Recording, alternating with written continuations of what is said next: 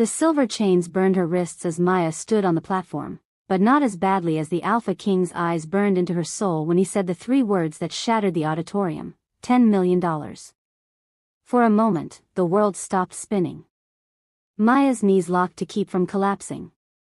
Around her, the grand ballroom of the Crescent Hotel erupted into chaos, whispers exploding into shouts, chairs scraping against marble floors, someone's champagne glass shattering against stone. But all she could hear was her own heartbeat thundering in her ears. This couldn't be happening. 3 hours earlier.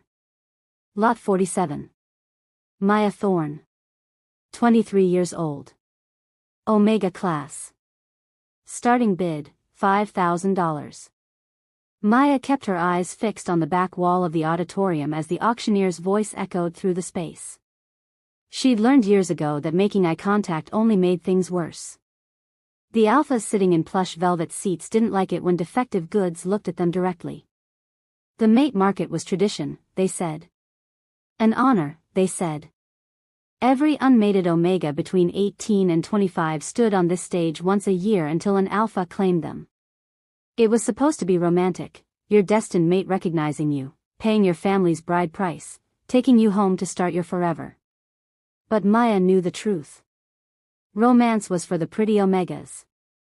The ones with glossy hair and unblemished skin. The ones whose wolves were strong and their bloodlines pure. Not for girls with jagged scars cutting across their faces. Not for Omegas whose wolves had been broken so badly they couldn't shift. 5,000, a bored voice called from the middle section. Maya didn't look. Didn't need to. She recognized Alpha Marcus from last year. 6,000. 6,500. The bids climbed slowly, reluctantly, the way they always did for her. The alphas weren't bidding because they wanted her. They were bidding because letting an Omega leave without a single offer was considered bad luck. They'd bid low, wait for someone else to outbid them, then shrug and move on to the next lot. Maya had been through this 46 times before. 7,000. The bids were slowing now. Through her peripheral vision, Maya could see alphas checking their phones, talking among themselves. The auctioneer's voice had lost its enthusiastic edge. 7,000 going once. 7,250. The voice was half-hearted. 7,250 going once, going twice. Silence. Maya's jaw clenched. Here it came. The same humiliation as always. Wait. A new voice, sharp and cold. 8,000. A ripple of surprise moved through the crowd. Maya's pulse quickened despite herself. 8,000 was more than she'd ever gotten. Maybe. 8,000 from Alpha Steel. Going once. I withdraw my bid. The words were ice water. Maya's fingernails dug into her palms as nervous laughter scattered through the auditorium. Of course. Alpha Steel had looked at her, really looked, and changed his mind. Story of her life. Any other bids? The auctioneer was losing patience now. Ladies and gentlemen, surely someone. Just remove her, someone called out. We all know she's cursed. Her wolf is dead. This is embarrassing. Heat flooded Maya's face. The silver chains felt heavier, the scar on her cheek burning as if it had just been carved there yesterday instead of a decade ago. The girl's defective, another voice agreed. Why do we keep wasting time? Maybe she should try the human markets, someone suggested, and cruel laughter followed. The auctioneer cleared his throat uncomfortably. If there are no bids, we'll move on to $10 million. The voice cut through the noise like a blade through silk. Deep. Absolute. Commanding in a way that made Maya's bones vibrate. Every sound in the auditorium died. Maya's head snapped up before she could stop herself, and she found herself staring at a man rising from a private box on the second level. Even from this distance, he was devastating. Tall and broad-shouldered, dark hair swept back from a face that could have been carved from granite. He wore a black suit that probably cost more than her family's house, and his eyes. His eyes were pure molten gold. Alpha King Kieran. No. No, this wasn't possible. Your Majesty, the auctioneer stammered, surely you didn't mean. I don't repeat myself. The Alpha King's voice was quiet, but it carried through the space with unmistakable authority. $10 million for the Omega. The auditorium exploded. Chairs scraped. Voices rose in disbelief. Someone shouted that this was a mistake, that the king must be joking. In the front row, a beautiful blonde woman in a silver gown shot to her feet, her face twisted in rage. Kieran. Her voice was shrill. What are you doing? We're engaged. This is insane. Maya couldn't move. Couldn't breathe. The Alpha King was descending the stairs from his private box, moving with predatory grace through the chaos. People parted before him like water, some bowing, others too shocked to remember protocol. This is political suicide, a man in military dress hissed as the king passed. The Prime Minister will never forgive this insult to his daughter. Let him explain himself to the council, someone else snapped. But Kieran didn't pause. Didn't acknowledge any of them. His golden eyes were fixed on Maya with an intensity that made her want to run, if running were an option with silver chains around her wrists. He mounted the steps to the platform.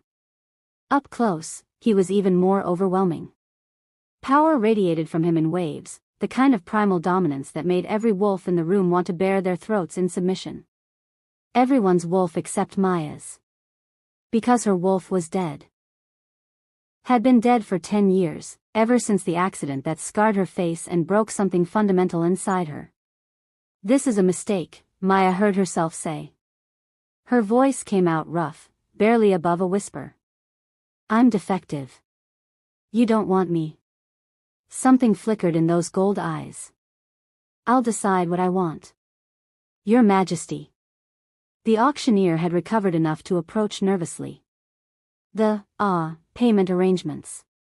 Wire transfer. Immediately. Kieran's gaze never left Maya's face. Remove her chains. But protocol states. Now. The auctioneer fumbled with his keys. The moment the silver fell away from Maya's wrists, leaving angry red marks on her skin, she stumbled. The king's hand shot out, steadying her with a grip that was firm but surprisingly gentle. The contact sent electricity racing up her arm. And then. No. Deep inside her chest, in the hollow place where her wolf should have been, something moved. Something that had been silent and still for a decade suddenly stirred, unfurling like a flower in sunlight. Maya gasped. The sensation was so shocking, so impossible, that she couldn't process it. Her wolf was gone. Her wolf had been gone since she was 13 years old, since the rogue attack that left her scarred and broken and alone. But now. The presence grew stronger. Not fully there, not healed, but there. Aware. Waking.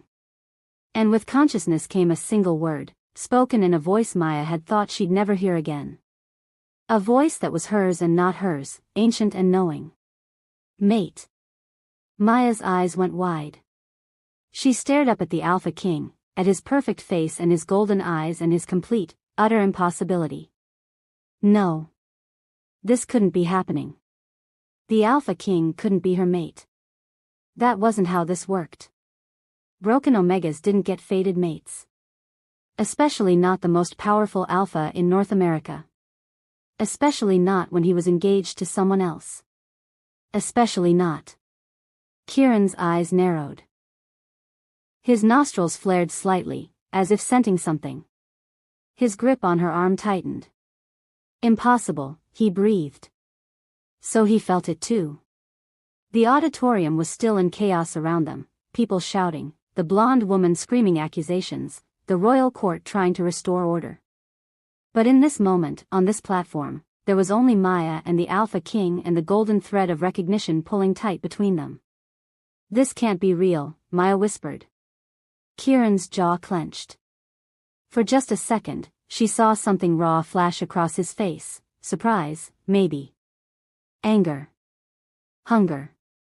Then his expression went cold and blank, the mask of a king sliding back into place. "We're leaving," he said flatly. "Now." He turned, still holding her arm, and began to walk her toward the platform stairs. The crowd parted before them in stunned silence. "Kieran." The blonde woman pushed through, her beautiful face ugly with rage. "You can't do this. My father will declare war. The alliance is no longer relevant." The king didn't even look at her. "You'll regret this," she snarled. "That defective little nobody isn't worth."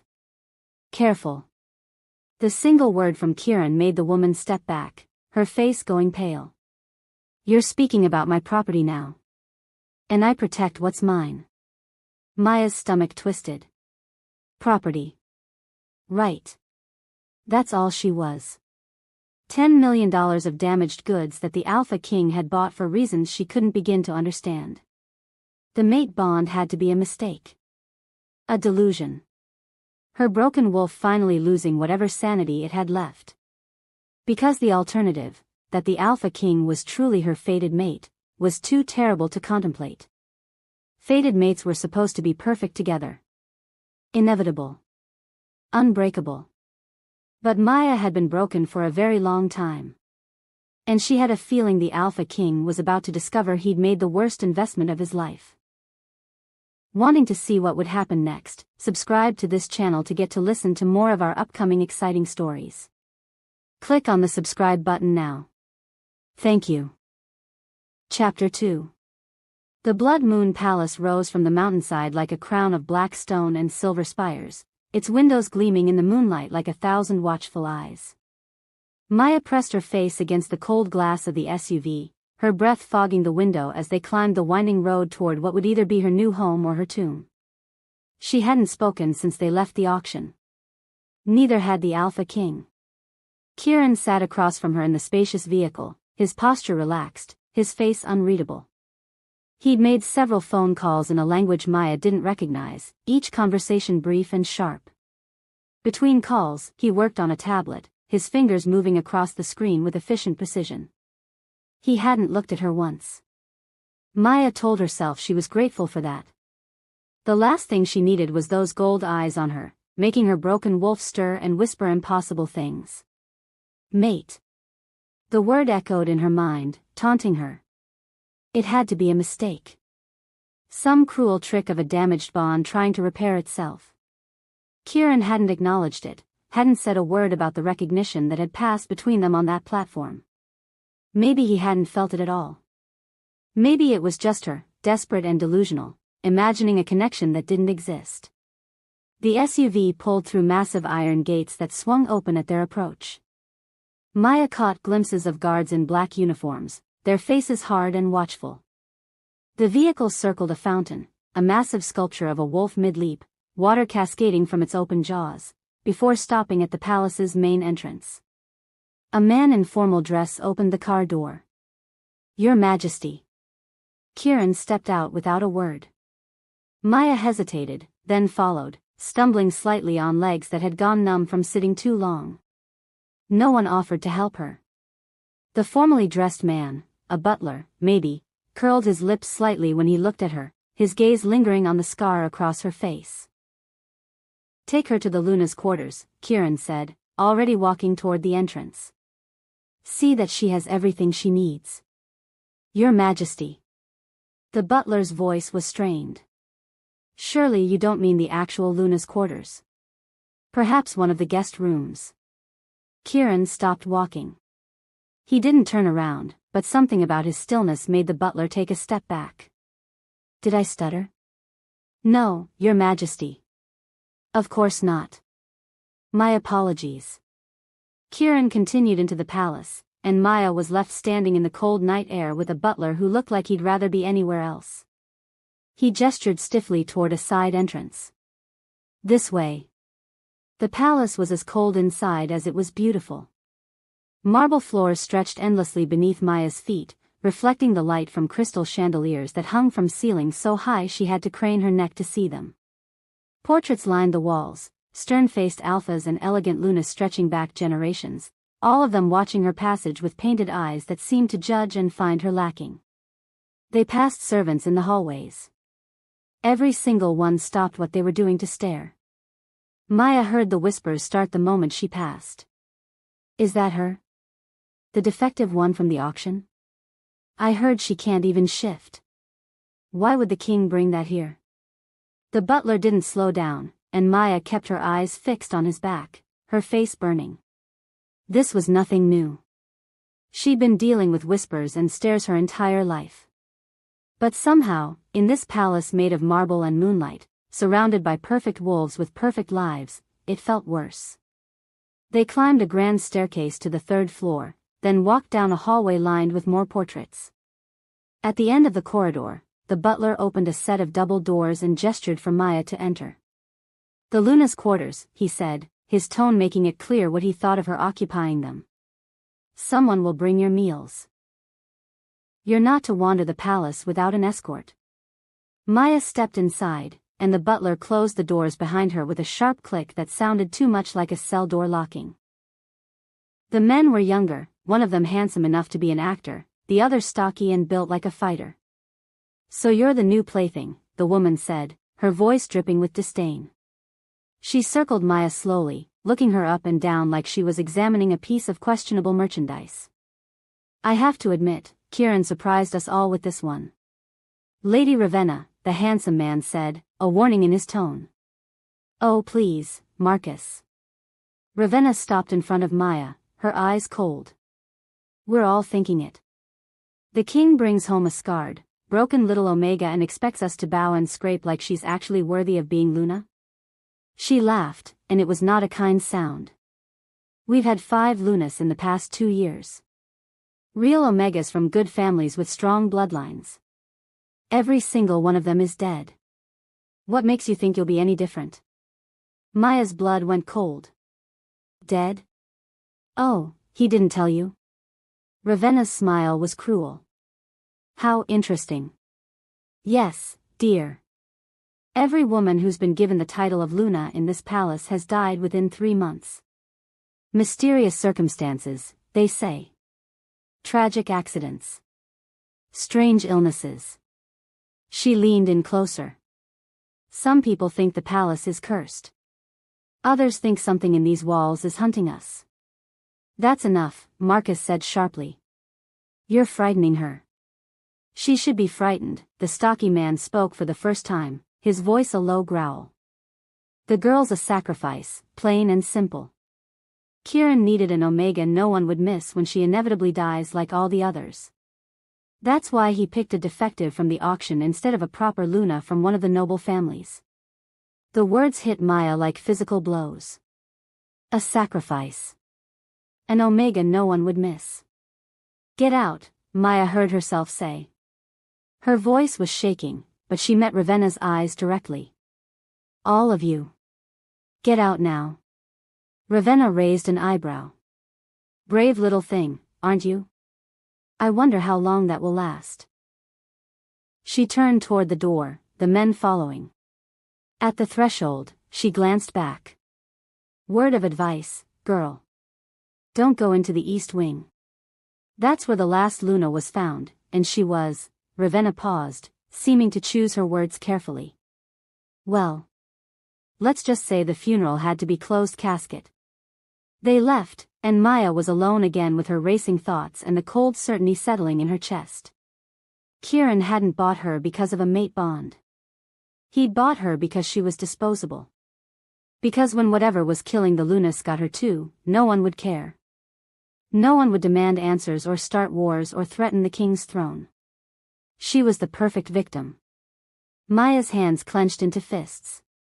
Rage burned through her, hot and fierce, chasing away the fear. How dare he?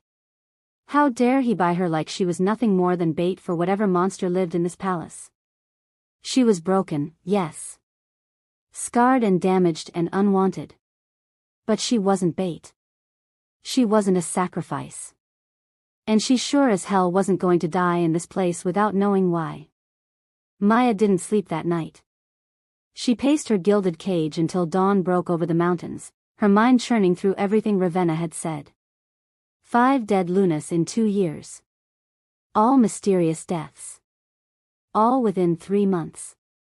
When a servant brought breakfast, a young girl who wouldn't meet Maya's eyes, she asked about the previous Lunas. "I'm not supposed to talk about it," the girl whispered, setting down the tray with shaking hands. "Please," Maya said. "I just want to know what happened to them." The girl glanced at the door nervously. "The first 2, they said it was accidents. One fell down the stairs. The other drowned in the bath. But," she swallowed hard. "But Luna Celeste and Luna Margot, they were different. They started acting strange before they died. Paranoid. They said they saw things. Heard voices. Luna Margot kept talking about the East Wing, said there was something there, something wrong. Then one night she was found," the girl's voice broke. "She looked like she'd been attacked by an animal. Torn apart. But all the doors were locked from the inside." Maya's appetite disappeared. "And the 5th Luna? Lady Iris. She only lasted 3 weeks. She was convinced someone was poisoning her. Refused to eat. Eventually, she wasted away." The girl picked up the empty tray from the day before with trembling hands. "Please, miss. Don't go asking questions. Don't go looking for answers. Just stay in your room and maybe you'll be safe." She fled before Maya could ask anything else. Don't go looking for answers. But Maya had never been good at following advice. She spent the day exploring what she was allowed to see of the palace. With a reluctant guard as her escort, a young man who clearly drew the short straw, she walked through drawing rooms and galleries, libraries and ballrooms.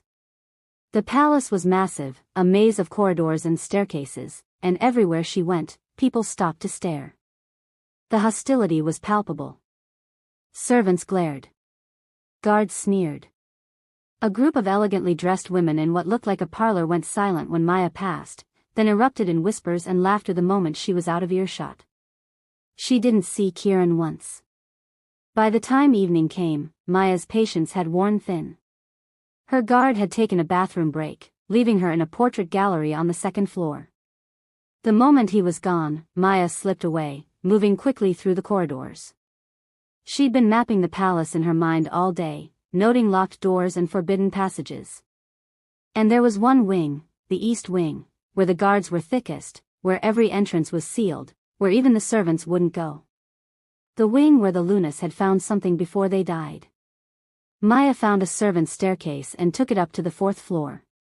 The corridor here was dimmer, the chandeliers fewer and farther between. She could hear her own footsteps echoing on the marble, her own breathing loud in the silence. At the end of the hallway, a set of double doors stood closed. Unlike every other door in the palace, carved wood or painted panels, these were steel, reinforced, with a keypad lock that blinked red in the darkness.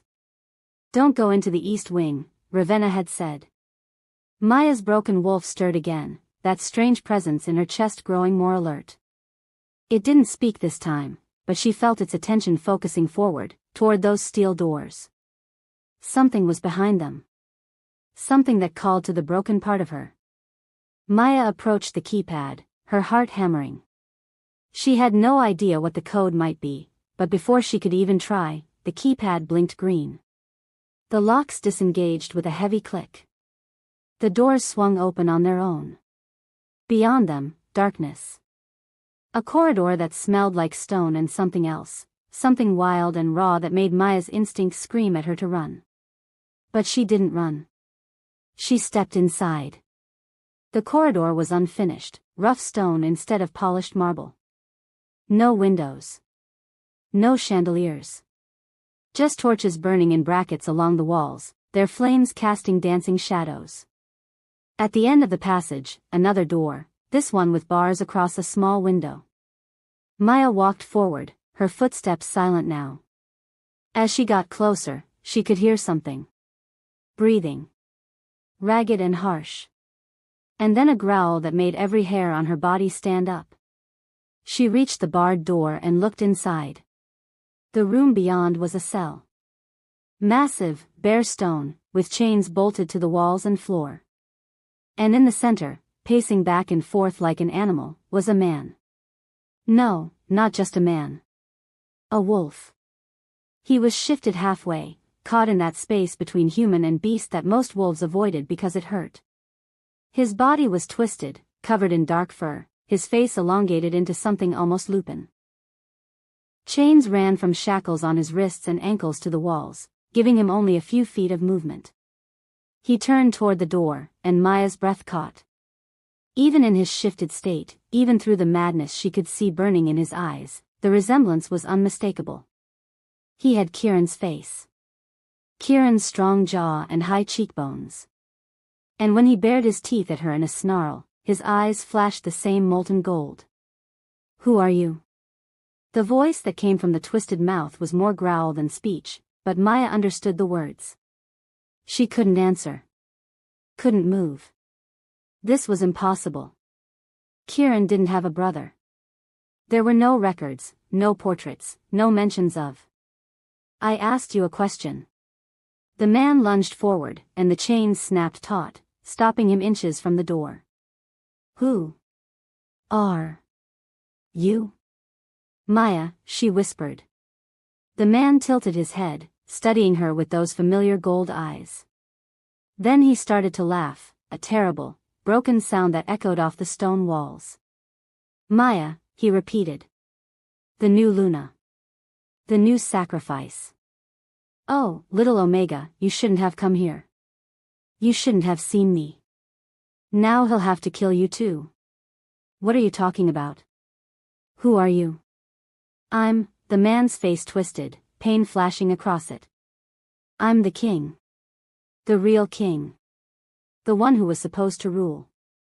But I'm broken, you see. Mad. A monster." He pulled against his chains, the metal biting into his flesh. "So my dear brother locked me away and took my crown and my throne and my life. And everyone who finds out the truth? Everyone who discovers that Kieran's throne is built on lies and fratricide?" The man's grin was terrible. "They die, little Omega. Just like you're going to die. Kaelin." The name came from behind Maya, spoken in a voice cold enough to freeze blood. She spun around to find Kieran standing in the corridor, his face utterly blank, his gold eyes burning with something that might have been fury or might have been pain. "Step away from the door," he said quietly. Maya's body obeyed before her mind could catch up, moving on instinct in response to the alpha command in his voice. She pressed herself against the stone wall as Kieran walked past her, his attention fixed on the man, Kaelin, in the cell. "Brother," Kaelin purred, his voice mocking. "Come to visit? How thoughtful." He was the firstborn by 7 minutes. But when we were 16, something happened to him. A curse. A sickness. No one knows what caused it, but it drove him slowly mad. By the time we were 20, he was unstable. Violent. And then one night, Kieran's hands clenched into fists. One night he killed our parents. Tore them apart in their sleep, not even remembering doing it when he woke the next morning. Maya felt sick. "So you took the throne." "I had no choice. The realm needed a king. Kaelin couldn't rule, he could barely control his wolf. I thought," Kieran's voice cracked slightly. "I thought I could find a cure. I've spent the last 5 years searching. Every healer, every witch, every ancient text. Nothing works. The madness only gets worse." "And the Lunas?" Maya's voice was barely a whisper. "Did he kill them too?" Kieran flinched. It was barely visible, but Maya saw it. "We don't know," he admitted. "The East Wing is supposed to be impenetrable. But somehow," he ran a hand through his hair, the gesture uncharacteristically vulnerable. "Somehow they all ended up dead after finding out about him. Some officially. Some mysteriously. I don't know if Kaelin is getting out somehow, or if there's something else at work." But everyone who learns the truth about my brother doesn't survive long. So you bought me, Maya said, understanding crashing over her. An Omega no one would miss. Someone whose death wouldn't matter. Yes. Kieran's eyes met hers, and for the first time since the auction, Maya saw a real emotion there, guilt and something that might have been regret. I'm sorry. I needed to understand what was happening. I needed someone who could investigate without anyone caring when I died, Maya finished. Kieran said nothing, but his silence was answer enough. Maya wanted to rage at him. Wanted to scream and cry and demand he take her back to the auction, let her take her chances with the cruel alphas and their pitying bids. But under the anger and fear, something else stirred. That pull. That impossible, magnetic draw toward this man who had bought her like she was nothing, who had brought her here to die, who was lying to his entire kingdom. Her broken wolf whispered again, mate. This is insane, Maya breathed. All of it. You're lying to everyone. Your brother is locked in a cell going mad. Women are dying and you're using new ones as bait to figure out why. I know. Kieran's voice was raw. I know it's wrong. I know I'm damned for it. But I can't let anyone know the truth about Kaylin. If the other packs found out the Alpha King isn't the rightful ruler, that I took the throne through deception, they'd tear the realm apart. There would be civil war. Thousands would die. So instead, you let 5 women die in secret? Yes. Kieran met her gaze without flinching. I made a choice. The lives of a few against the lives of many. I chose the many. I'd do it again. The brutal honesty of it stole Maya's breath.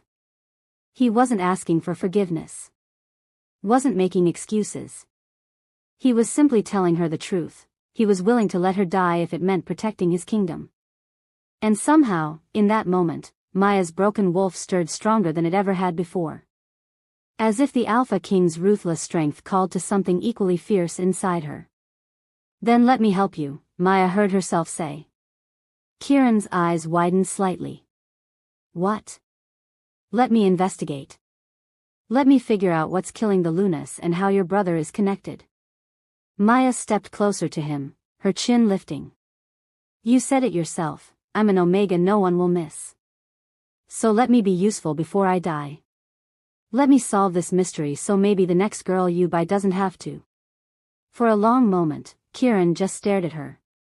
Then something shifted in his expression, surprise giving way to something that might have been respect. You're insane, he said quietly. Maybe. Maya smiled, and it felt bitter on her lips. But so are you. So is this whole situation. At least if I'm investigating, I'll die doing something that matters instead of just waiting for whatever killed the others to come for me. Kieran was quiet for a long time. Then he nodded once. All right, he said. But there are rules. You don't go into the East Wing without me. You don't tell anyone what you've seen. And you report everything, every finding, every theory, directly to me. Agreed. And Maya? Kieran's voice dropped lower, and suddenly he was closer, his gold eyes burning into hers with an intensity that made her skin flush hot. If you're doing this to try to prove something, to try to be a hero or earn your freedom or whatever fantasy you've built in your head, stop. You will most likely die. Just like the others. Nothing you do will probably change that. Do you understand? Maya should have been terrified. Should have been running. But instead, she held his gaze and felt her broken wolf rise up to meet the challenge in his eyes. I understand, she said. I'm going to die anyway. Might as well die trying to save the next girl. Something flickered across Kieran's face then, something raw and pained and almost like admiration. For just a second, the cold Alpha King disappeared, and Maya saw the man beneath. The man carrying the weight of a stolen crown and a brother's madness and 5 dead women on his conscience. Then the mask slid back into place, and he stepped away from her. Tomorrow, he said. We start investigating tomorrow. For tonight, go back to your quarters. Stay there. lock your doors. And pray that whatever is hunting the Lunas isn't hungry tonight. He opened the study door, dismissing her. Maya walked past him, her head high despite the fear churning in her stomach. At the threshold, she paused and looked back. Kieran, she said, using his name for the first time. He glanced at her, one eyebrow raised. Your brother said you murdered your parents. But you said he did it. Maya's voice was steady. Which one of you is lying? Kieran's face went absolutely cold. Does it matter? He asked quietly. Either way, they're dead. Either way, I'm king. Either way, someone in this palace is a monster. He closed the door in her face before she could respond. Maya walked back to her quarters on shaking legs, her mind spinning with everything she'd learned. A secret twin. A curse of madness. 5 dead Lunas and a mystery that was probably going to kill her too. And underneath it all, her broken wolf kept whispering the same impossible word. Mate. Mate. Mate. As if any of that mattered when Maya had just volunteered to investigate her own death. If you're still listening to this story up to this point, why don't you subscribe to this channel to continue getting impactful daily stories like this? We would be most grateful if you can do that to help boost this video to reach everyone. Thank you. Chapter 3. Maya couldn't sleep. She lay in the massive bed, staring at the ceiling where moonlight painted silver patterns across the plaster, and tried to make sense of the impossible tangle her life had become. Every time she closed her eyes, she saw Kaelin's twisted face pressed against those bars, heard his terrible laugh echoing off stone walls. Tell me, brother. When you wear the crown at night, does it burn? And then there was Kieran. Cold, ruthless Kieran, who had bought her to die. Who carried the weight of a stolen throne and a brother's madness like it was just another duty. Who had looked at her with those burning gold eyes and... Maya's wolf stirred. The sensation was stronger now than it had been at the auction. Not just a whisper but a presence, pushing against the inside of her chest like something trying to break free. It didn't hurt, exactly. It felt more like waking up after a long sleep, that slow return to consciousness that made everything feel too bright and too real.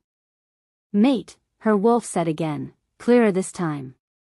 Need mate. Stop it, Maya whispered into the darkness. He's not our mate.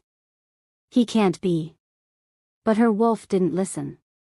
It never had, even when it was mostly dormant.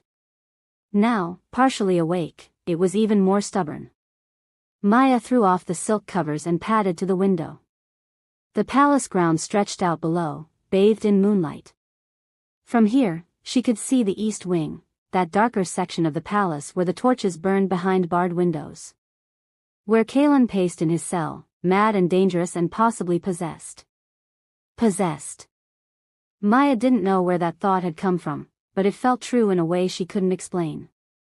When she'd looked at Kaelin, she'd sensed something that wasn't quite him, something dark and hungry lurking behind his golden eyes. But that was impossible. She was broken. She didn't have wolf senses anymore. She couldn't feel things like that. Could she? A knock at the door made Maya jump. Lady Maya? A female voice, soft and nervous.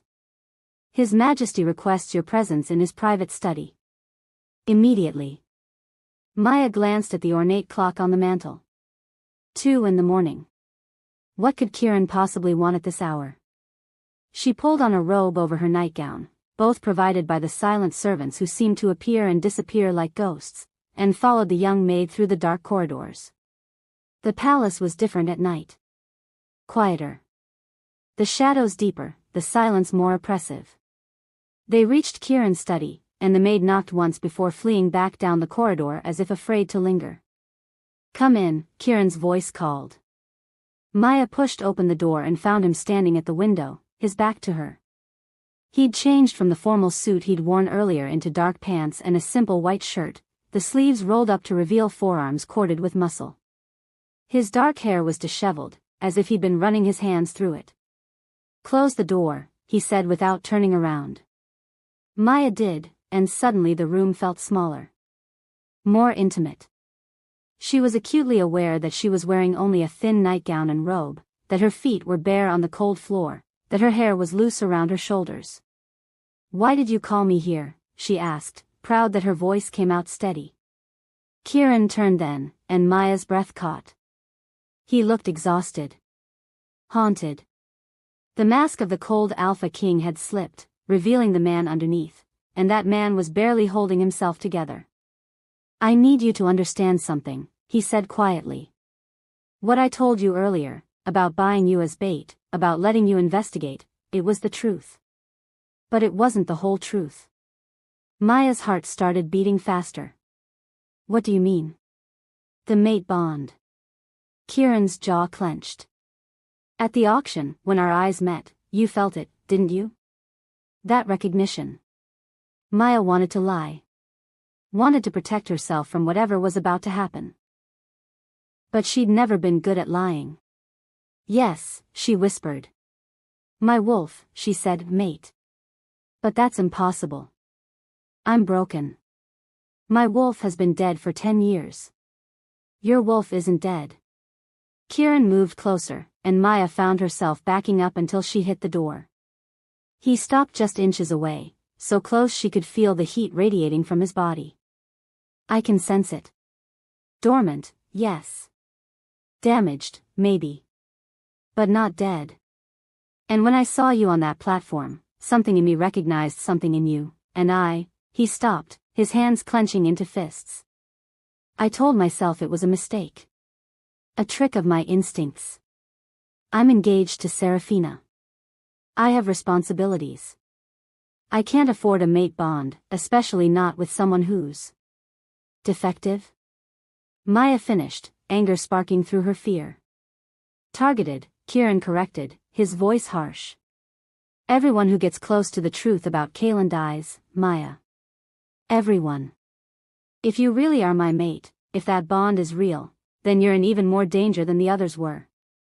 The curse, or whatever is killing the Lunas, might target you specifically because of what you mean to me." "Then reject the bond," Maya said, even though the words felt like swallowing glass. "If I'm such a liability, reject it. Break whatever connection is forming before it gets stronger." Kieran's eyes flashed gold. "You think I haven't tried?" His voice dropped to a growl. "I've been standing here for the past 3 hours trying to force myself to reject you. To say the words that would sever the bond before it fully forms. But I can't. Every time I try, something in me refuses. My wolf won't allow it." They stared at each other in the dim light of the study. Maya could hear her own heartbeat thundering in her ears, could feel her wolf pressing harder against her chest, demanding she move closer to him. "This is insane," Maya breathed. "I know. You bought me to die. I know. You're engaged to someone else. I know." Kieran's hand came up, his fingers barely brushing her scarred cheek. The touch sent electricity racing through her veins. "But you're mine anyway. And I'm yours. And I don't know what to do about it." Maya should have pushed him away. Should have run from this room and this impossible situation and this man who was too broken and too dangerous and too everything. Instead, she rose up on her toes and kissed him. For a heartbeat, Kieran went rigid with surprise. Then he made a sound low in his throat, something between a growl and a groan, and kissed her back with a ferocity that stole her breath. His hands came up to cup her face, careful around the scar, his mouth moving against hers like he was starving and she was sustenance. Maya's fingers found his shirt, gripping the fabric to steady herself as the world tilted sideways. The kiss was nothing like she'd imagined a first kiss would be. It wasn't gentle or sweet or tentative. It was raw and desperate and tasted like fury and need and something that might have been grief. And then pain. Not from the kiss but from inside. From her chest, where her wolf was suddenly thrashing, clawing, fighting to break free from whatever had been holding it dormant for a decade. Maya gasped and pulled back, her hand flying to her chest. "Something's happening." "Maya?" Kieran's hand steadied her. "What's wrong?" But she couldn't answer. The pain was intensifying, spreading from her chest through her entire body. She could feel her wolf now, not just sense it but feel it, as if it had been caged and was now ramming against the bars with all its strength. And underneath the pain, something else. A sensation like chains breaking. Like locks opening. Like whatever had been binding her wolf for all these years was finally starting to give way. It hurts, Maya managed, her knees buckling. Kieran caught her, lowering them both to the floor. Breathe. Just breathe. Your wolf is trying to emerge. But I can't shift. I haven't been able to shift since. Since you were 13, Kieran finished, his eyes intent on her face. Since the accident that scarred you. Maya, what if it wasn't an accident? What if someone did this to you deliberately? The suggestion was so shocking that Maya's pain momentarily receded. What? Why would anyone? Look at me. Kieran's voice was pure alpha command. Focus on my eyes. Let your wolf come. Don't fight it.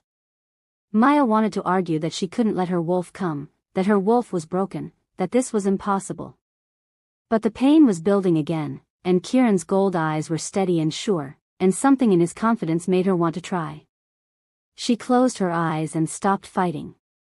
The change that swept through her wasn't a full shift, she could feel that much. Her bones didn't crack and reform. Her body didn't reshape itself into a wolf's form. But something emerged anyway, pushing through layers of whatever magic had been suppressing it. When Maya opened her eyes again, the world looked different. Sharper. Colors more vivid, sense more defined.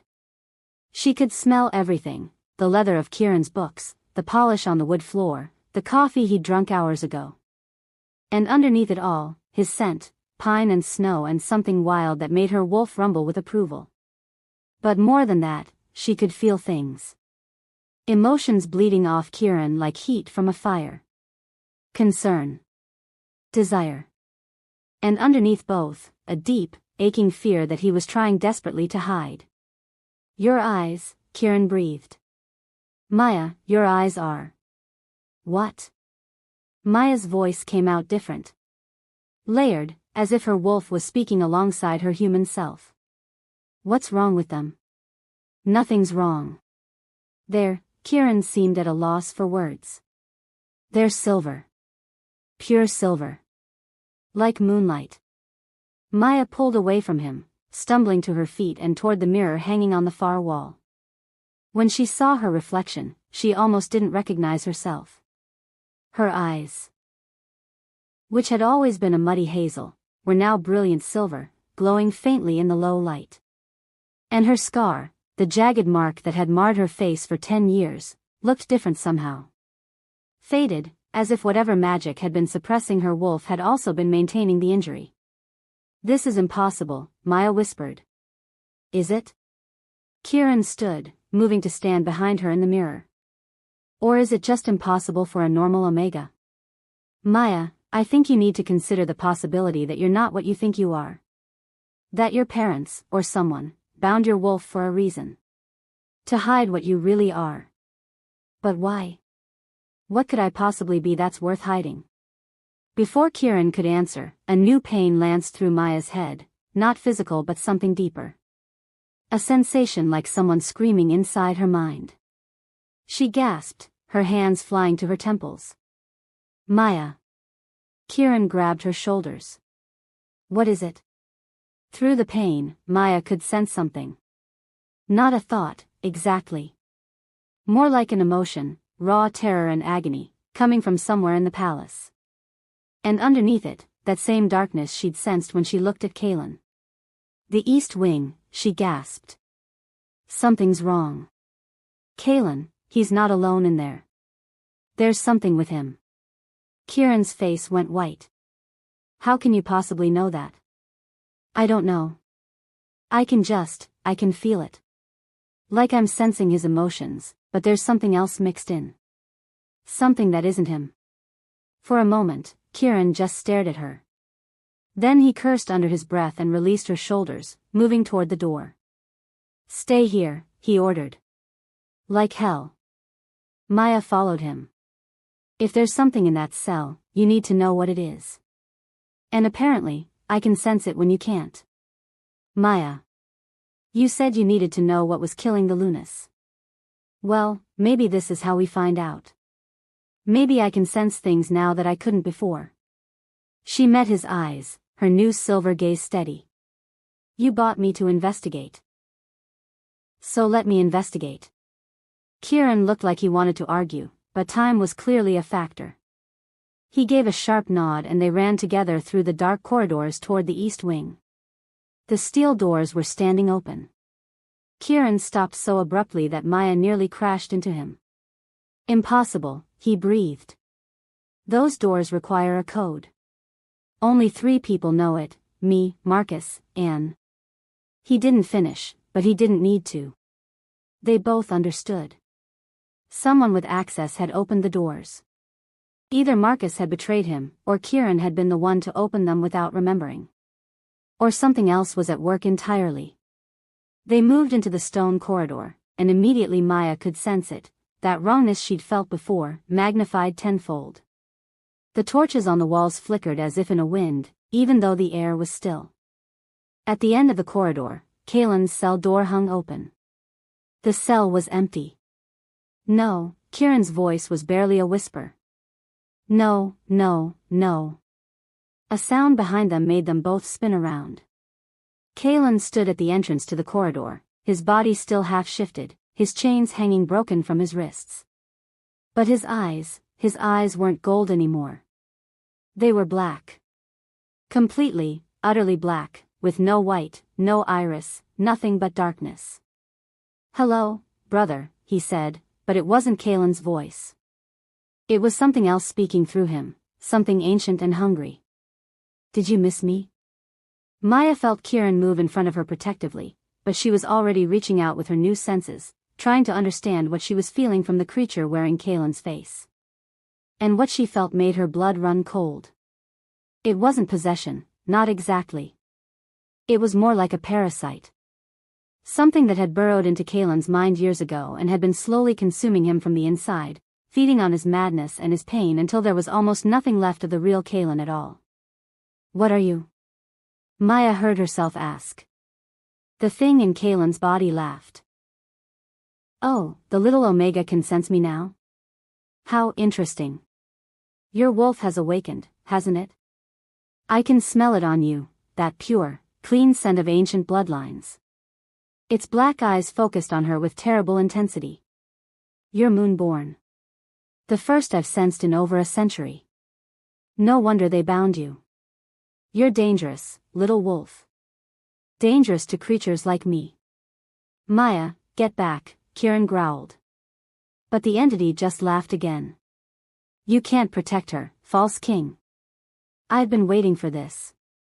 Waiting for you to finally give in and claim a mate, so I could take her from you the way you took everything from him. It gestured to itself, to Kaylan's ruined body. Every Luna you've tried to take, I've destroyed.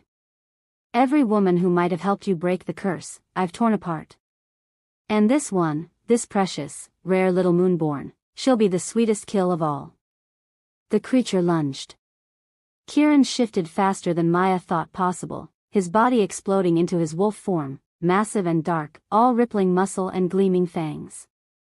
He met the creature mid-leap, and they collided with a sound like thunder, crashing into the stone walls hard enough to crack them. Maya stumbled back, her heart racing. She should run. Should get help. Should do anything except stand here watching 2 wolves tear each other apart. But she couldn't move. Her newly awakened senses were screaming at her, telling her things she didn't fully understand. The darkness inside Kaylan, it was ancient. Powerful. And it was feeding off his pain, using his madness as fuel. But underneath the darkness, she could feel something else. A tiny spark of consciousness that was still purely Kaylan. Still human. Still fighting, even after all these years. He was still in there. Somewhere deep down, buried under layers of possession and insanity, the real Kaylan was screaming for help. And Maya's wolf was telling her she could reach him. She didn't think. Didn't plan. She just acted on instinct. The same instinct that had made her volunteer to investigate her own death, the same stubborn refusal to give up that had kept her standing through 47 rejections. Maya ran toward the fighting wolves and dropped to her knees beside them, her hands reaching for Kaelin's twisted form. Maya, no. Kieran's voice, even in wolf form, was clear and desperate. But she was already touching Kaelin's fur, and the moment her skin made contact, everything changed. The world exploded into light. Pure, silver light that poured from Maya's hands like water, flooding into Kaelin's body. She could feel her wolf rising up completely now, no longer dormant or damaged but fully present and blazing with power she didn't know she possessed. Heal, her wolf commanded. Purify. Drive out the darkness. The entity inside Kaelin screamed, a sound so terrible that Maya's ears rang with it. She felt it fighting her, trying to sink its claws deeper into Kaelin's mind, trying to destroy him completely rather than let him be freed. But Maya's light was stronger. It burned through the darkness like dawn through shadows, cutting through the parasitic entity and severing its connection to Kaelin's consciousness. With a final, rage-filled shriek, the entity was forced out. It manifested for just a moment, a shape of pure shadow with too many teeth and eyes that burned red, before Maya's light struck it directly. The creature dissolved into smoke, its death rattle echoing off the stone walls. And then there was silence. Maya's hands were still glowing with silver light, pressed against Kaelin's fur. Slowly, he began to shift back to human form, the proper shift this time, his body returning to its natural state instead of that painful halfway transformation.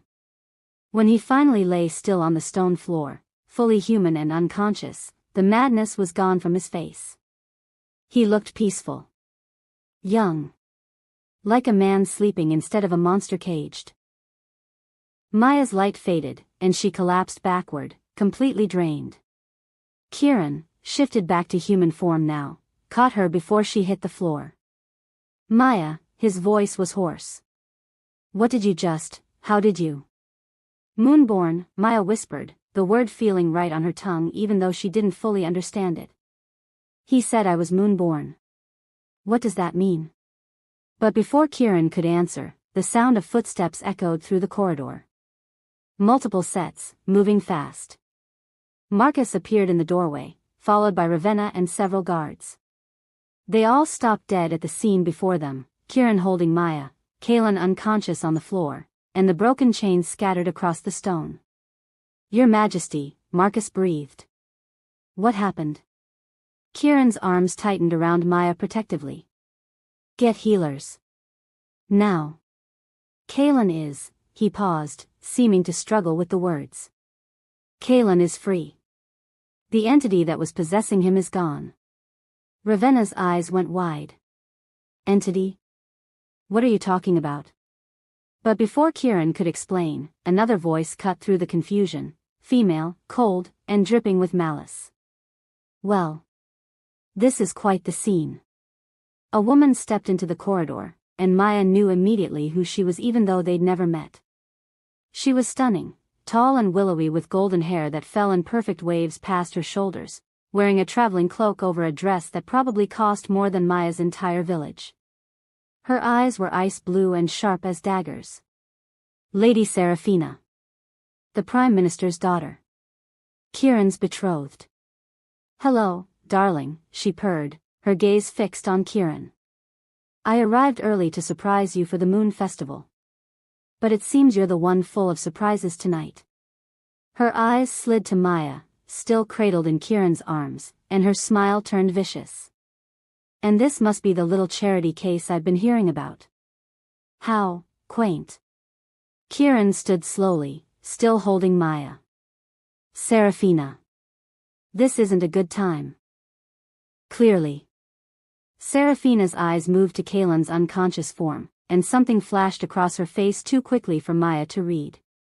Though I'm fascinated to hear what explanation you'll give for all of this. The broken Omega. The man who looks remarkably like you lying on the floor. The whispers among your staff about strange lights and screaming from the East Wing. She smiled, and it was like watching a snake coil to strike. Tell me, Kieran, does your council know about any of this? The threat was clear. Seraphina knew, or had guessed, about Kaelin. And she was perfectly willing to use that knowledge as a weapon. Kieran's jaw clenched. Everyone out. Now. Marcus, get the healers for Kaelin and escort him to the secure medical wing. Ravenna, ensure the staff say nothing about tonight to anyone. And Seraphina, his voice went deadly quiet. You and I need to talk. Privately. Oh, I think we have quite a bit to discuss. Seraphina's gaze slid back to Maya one more time, and Maya could feel the hatred radiating from her like heat from a fire. Starting with what you plan to do with your little pet at the Moon Festival in 3 days. The Moon Festival. Maya had heard of it, a massive celebration where all the noble packs gathered to honor the full moon and conduct official pack business. A very public event. Maya isn't, Kieran started. Isn't what? Your mate. Seraphina laughed, cold and sharp. Oh please. I can smell the bond forming from here. It's pathetic, really. The Alpha King, brought low by a defective Omega. She stepped closer, her voice dropping to a whisper that somehow carried through the corridor anyway. Here's what's going to happen, darling. In 3 days, at the Moon Festival, you're going to publicly reject her. You're going to announce our engagement officially. And you're going to send your little broken toy back to whatever hole she crawled out of. If you don't, her smile widened.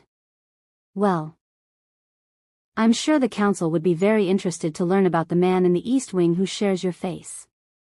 And once that particular secret is out, I imagine civil war will follow shortly. You're threatening me, Kieran said flatly. I'm protecting my interests. Seraphina's eyes glittered. 3 days, Kieran. Make the right choice. She turned in a swirl of expensive fabric and walked away, her footsteps echoing down the corridor. Silence fell in her wake. Maya could feel Kieran's entire body radiating tension, could sense through their forming bond the war raging inside him, fury and fear and a protective instinct so fierce it made her breath catch. Kieran, she started. Don't. His voice was rough. Don't say anything. Not now. He set her down gently, then stepped away as if her touch burned him. When he looked at her again, his face had returned to that cold, blank mask. You need to go back to your quarters, he said. Rest. We'll discuss what happened tonight, what you did, what you are, tomorrow. And Seraphina's threat? Is not your concern. How is it not my concern? Maya's voice rose. She's threatening to expose Kaelin unless you reject me publicly. That makes it very much my concern. No. Kieran's voice was hard. You are not going to sacrifice yourself for this. I won't allow it. You don't get to decide that. I'm the Alpha King. I decide everything. He turned away from her, his shoulders rigid. Go to your room, Maya. That's an order. Maya wanted to argue. Wanted to rage at him for shutting her out, for trying to protect her by pushing her away. But she was exhausted from whatever she'd done to heal Kaelin, and her newly awakened wolf was whimpering in confusion at their mate's rejection.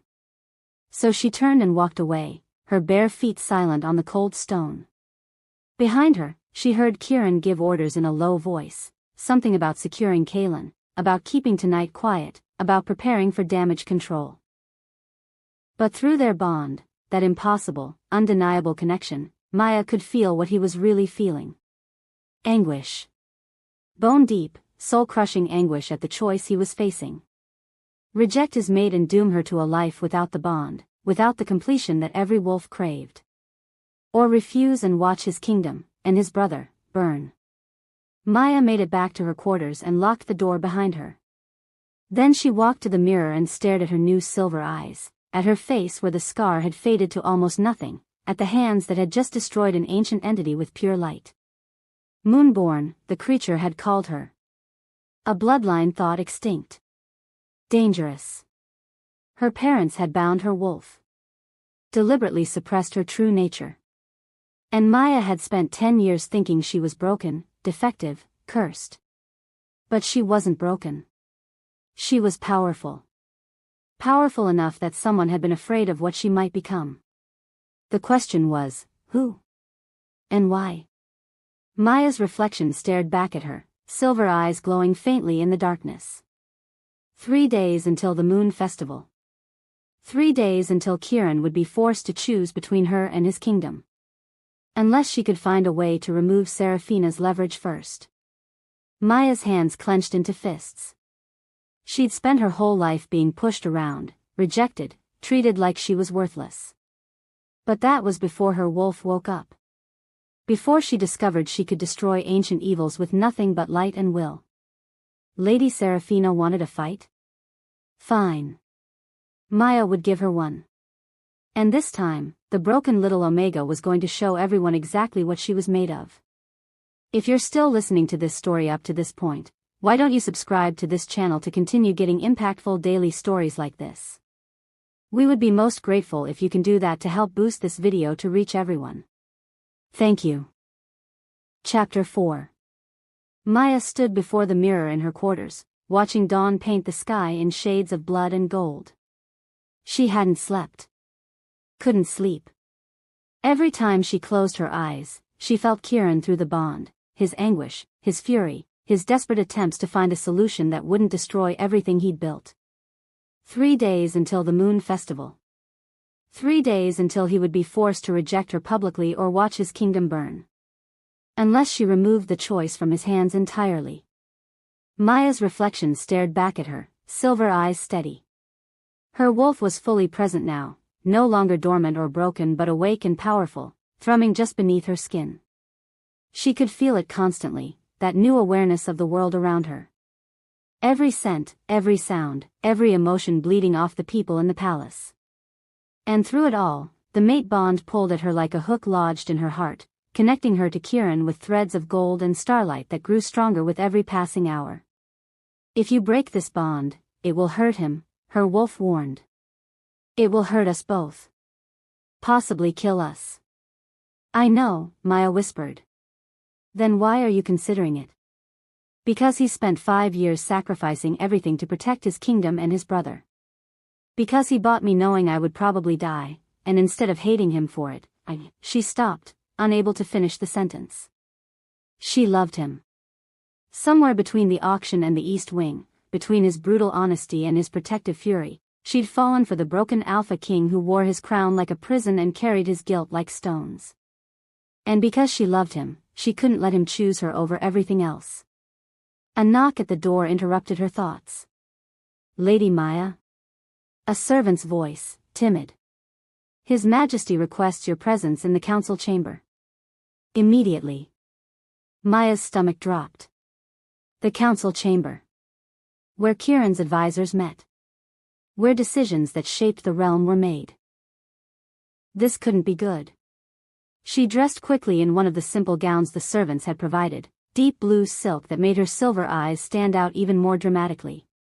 When she looked at herself, she barely recognized the woman staring back. Gone was the scarred, broken Omega who'd stood on that auction block. In her place stood someone who looked almost regal. Almost worthy of being a Luna. Almost. The council chamber was on the main floor, through a set of massive oak doors carved with images of wolves in various poses of dominance. 2 guards stood at attention, their faces carefully blank as they opened the doors for Maya. Inside, a long table dominated the space, surrounded by high-backed chairs. Kieran sat at the head, his face an unreadable mask. Marcus stood to his right, Ravenna to his left. And across from them, Serafina. The blonde woman smiled when Maya entered, and it was like watching a cat spot a mouse. Ah, the guest of honor arrives, she purred. How delightful. Maya forced herself to walk calmly to the empty chair at the far end of the table, the seat reserved for the Luna, though no one had explicitly said she should sit there. She met Kieran's eyes briefly and felt his warning through the bond, be careful. Thank you for joining us, Maya, Kieran said formally. We've been discussing the situation regarding the Moon Festival. By situation, he means you, Serafina clarified, her smile never wavering. See, the problem is that you've complicated things terribly. The Alpha King can't very well announce his engagement to me when he's got a half-formed mate bond with a broken little Omega. It sends the wrong message to the Pax. Makes him look weak. Impulsive. Her eyes glittered. Unfit to rule. Serafina, Marcus warned. Oh, don't scold me, Marcus. We're all thinking it. She leaned forward, her elbows on the table. The solution is simple, really. Kieran rejects the bond publicly at the festival. A clean break. Then he announces our engagement as planned, the Prime Minister's alliance is secured, and everyone forgets this unfortunate little episode ever happened. And if I refuse? Kieran's voice was dangerously quiet. Serafina's smile widened. Then I'm afraid I'll have no choice but to inform the council about your brother. The one who's supposed to be dead but is actually locked in your East Wing. The one who was born first. The one who should be wearing that crown instead of you. She tilted her head. I wonder how the other Alpha families will react when they learn their king is a usurper. How quickly do you think they'll call for your head? The room went deathly silent. Ravenna's face had gone pale. Marcus's jaw was clenched so tight Maya could see the muscle jumping. And Kieran. Kieran looked at Serafina with an expression of such cold fury that Maya was surprised the woman didn't burst into flames. You're threatening your king, he said softly. I'm protecting the realm, Serafina corrected. A king who makes decisions based on his cock rather than his crown is a danger to us all. So yes, I'm giving you an ultimatum. Reject the Omega, marry me, and your secret stays buried. Or refuse and watch everything you've built come crashing down. She stood, smoothing her perfect hair. You have until the festival to decide. Choose wisely. She swept from the room in a cloud of expensive perfume, leaving chaos in her wake. The moment the door closed behind her, Marcus exploded. That venomous bitch. We can't let her. Enough. Kieran's voice cut through the outburst. He stood slowly, his hands pressed flat against the table. Everyone out. I need to speak with Maya alone. Your Majesty, Ravenna started. Now. They filed out reluctantly, Marcus shooting Maya a look she couldn't quite interpret, sympathy, maybe, or apology. When the door closed and they were alone, Kieran finally let the mask slip. He looked exhausted. Defeated in a way she'd never seen him before. I'm sorry, he said quietly. This is my fault. I should have rejected the bond the moment I felt it at the auction. Should have bought you and sent you away immediately, before it could develop. Instead, I was selfish. I wanted, he stopped, his jaw clenching. It doesn't matter what I wanted. Maya stood, moving around the table toward him. Kieran. Don't. He held up a hand, stopping her approach. Don't come closer. I can barely think when you're near me, and I need to think. I need to find a solution that doesn't end with either you or my kingdom destroyed. There is a solution, Maya heard herself say. The words came out steady, even though her heart was breaking. I reject you first. Kieran's head snapped up, his gold eyes blazing. What? At the festival.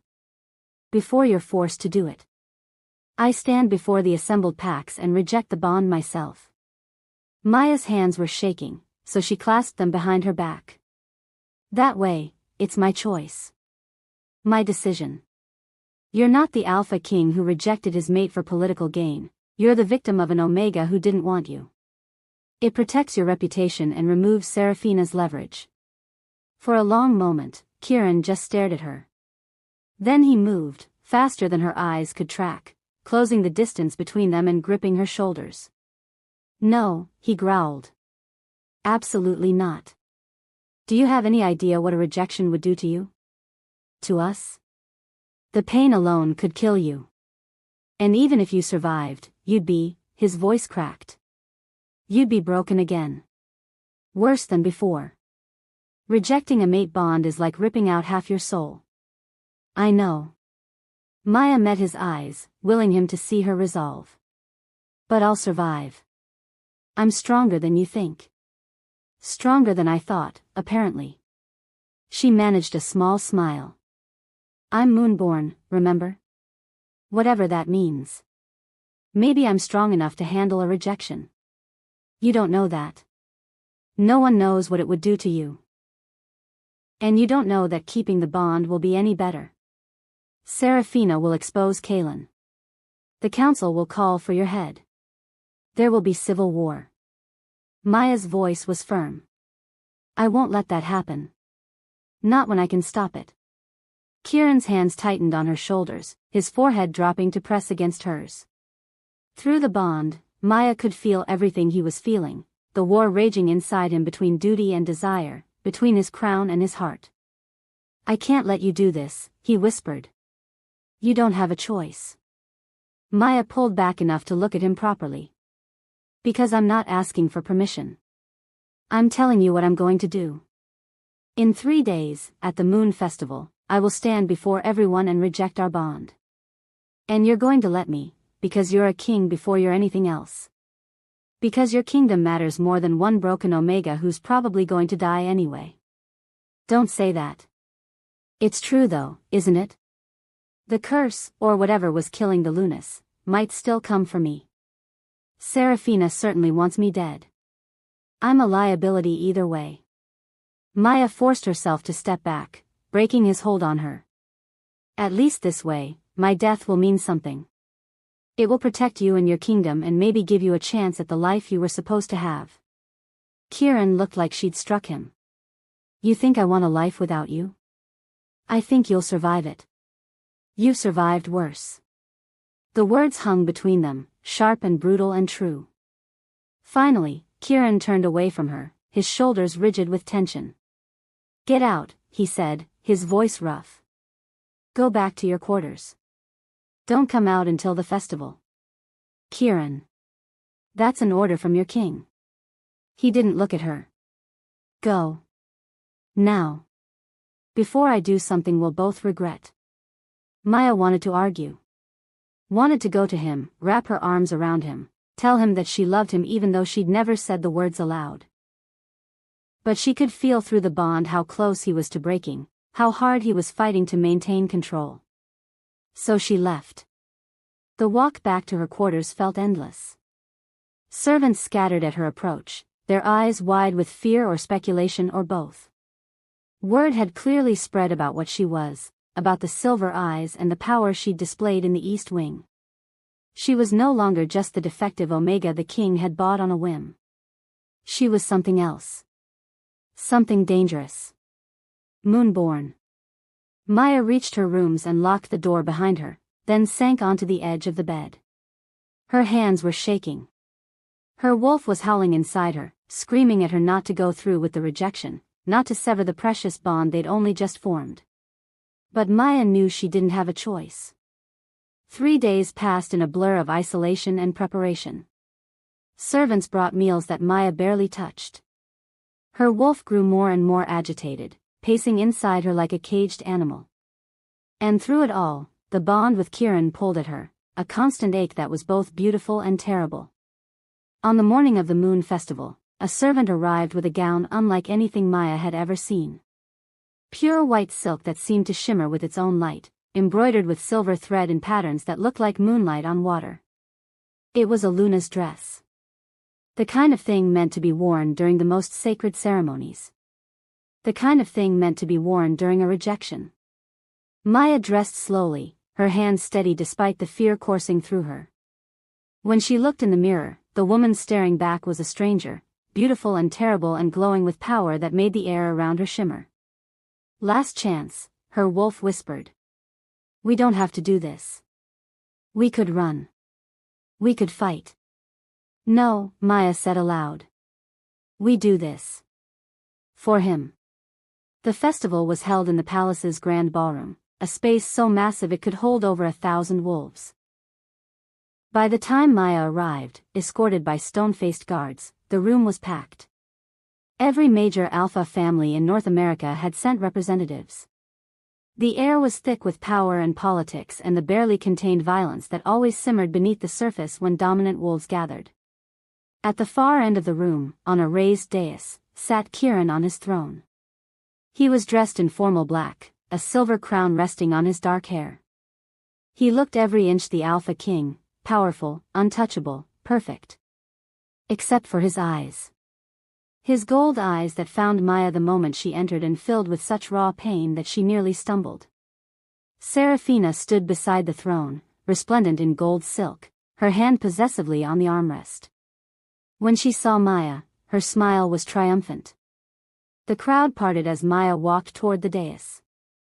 She could feel hundreds of eyes on her, hear the whispers starting up like a tide. That's her? The defective one? I heard her eyes turn silver. Impossible. She must be wearing contacts. Maya ignored them all. Her attention was fixed on Kieran, on the man she'd fallen in love with despite every reason not to. Through the bond, she could feel him screaming at her to stop, to turn around, to refuse to go through with this. But she didn't stop. She climbed the steps to the dais and stood before his throne, aware of every person in the room watching, waiting to see what would happen. Your Majesty, Maya said formally, her voice carrying through the silent ballroom. I come before you and before the assembled Pax to make a formal declaration. Kieran's jaw was clenched so tight she thought it might shatter. Maya, don't. I, Maya Thorne, she continued, raising her voice, hereby reject the mate bond between myself and Alpha King Kieran. I reject the connection, the tie, the bond that fate would forge between us. I release you from any obligation. Pain. Sudden, searing, absolute pain that tore through Maya's chest like a blade. She gasped, her knees buckling, and barely caught herself on the arm of the throne. Through the agony, she could hear Kieran roaring, could feel him trying to reach her through the bond even as she was deliberately severing it. The golden threads that connected them were snapping one by one, each break sending fresh waves of pain through her body. I reject, Maya forced the words out, even though it felt like dying. I reject. And then. The pain changed. Instead of the sharp, tearing sensation of the bond breaking, Maya felt something else. A flooding of power so intense it drove her to her knees. Her wolf surged up inside her, not broken or damaged but fully, completely whole for the first time in her life. Silver light exploded from her body, so bright that people in the crowd cried out and shielded their eyes. And in that moment of blinding illumination, Maya's wolf showed her the truth. She saw it all at once, visions flooding her mind with the force of a revelation. The entity that had possessed Kaelin wasn't gone. It had merely retreated, waiting for the perfect moment to strike.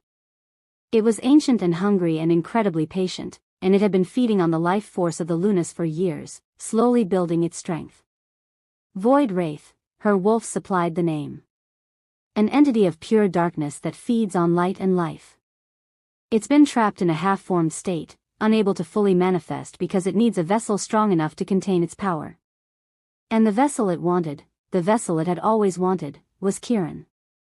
The strongest alpha in North America. The king whose bloodline was pure and whose power was unmatched. If the Wraith could possess him, it would become unstoppable. But it couldn't take him directly. Not while he was strong and protected by his position and his allies. So it had been patient, feeding on his Lunas, using Kaelin's body as a temporary host while it waited for the perfect opportunity. An opportunity like this. The Moon Festival, when Kieran would be vulnerable and distracted, surrounded by hundreds of witnesses who would see him fall. Maya's eyes snapped open, the silver light fading. It's here, she gasped. The Wraith, it's here now. A scream cut her off. At the far end of the ballroom, the doors to the East Wing corridor burst open. Kaelin stumbled through, but he wasn't alone. His body was surrounded by shadows that writhed and twisted like living things, and his eyes.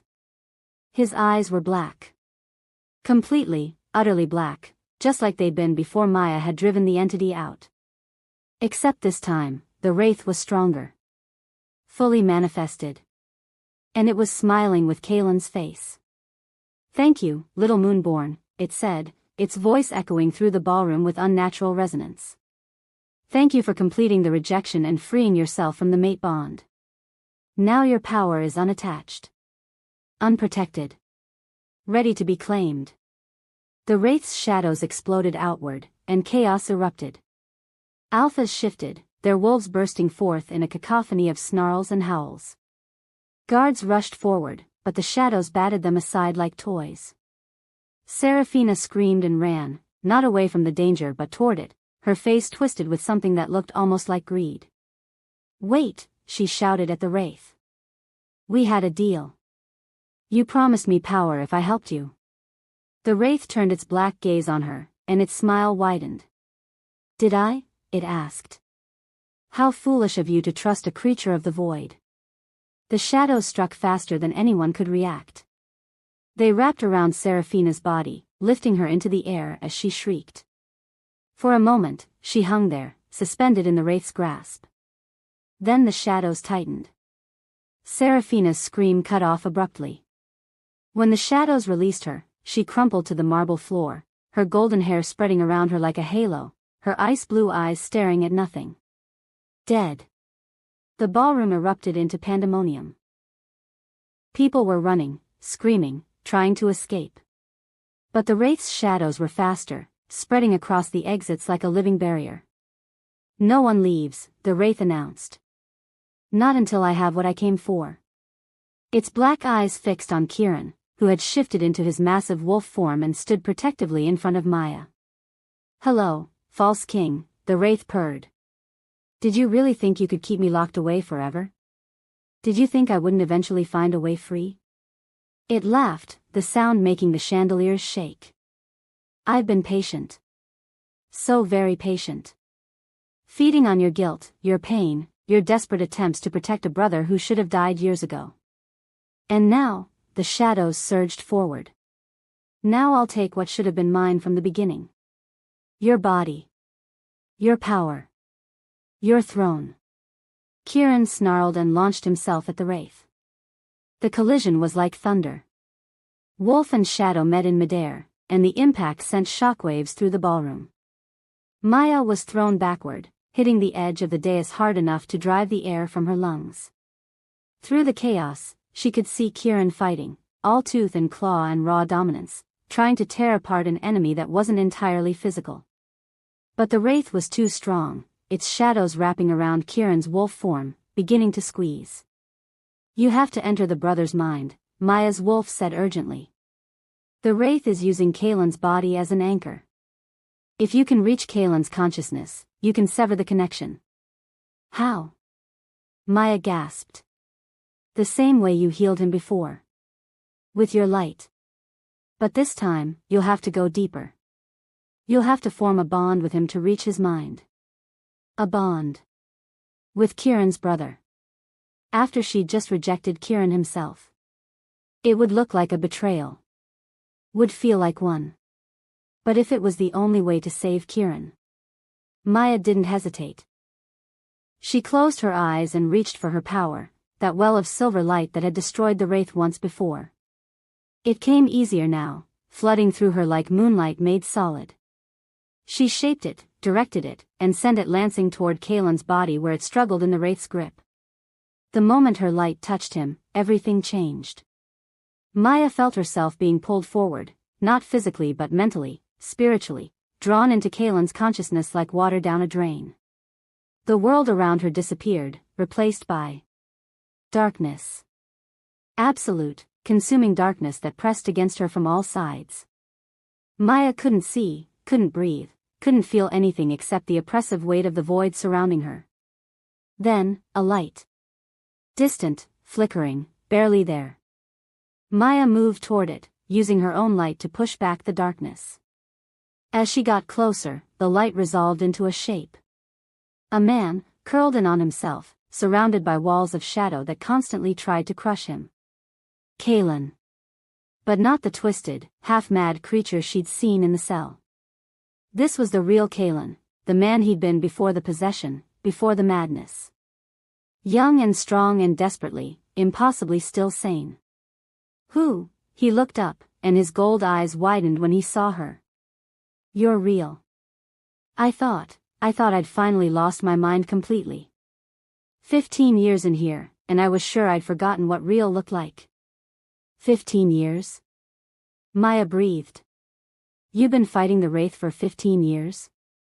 Every single day. Kalen's smile was bitter. Every moment, trying to keep it from taking full control. Trying to stop it from using my body to hurt people. I failed with the Lunas, couldn't stop it from killing them.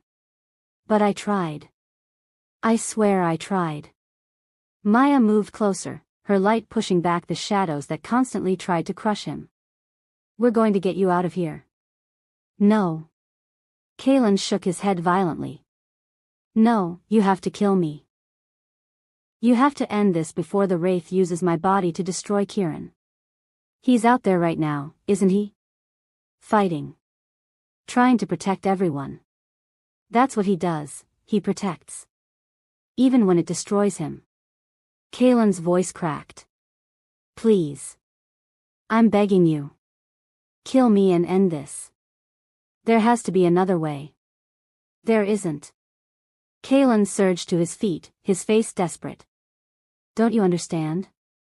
The Wraith is feeding on my pain, my guilt, my connection to Kieran. As long as I'm alive, it has an anchor to this world.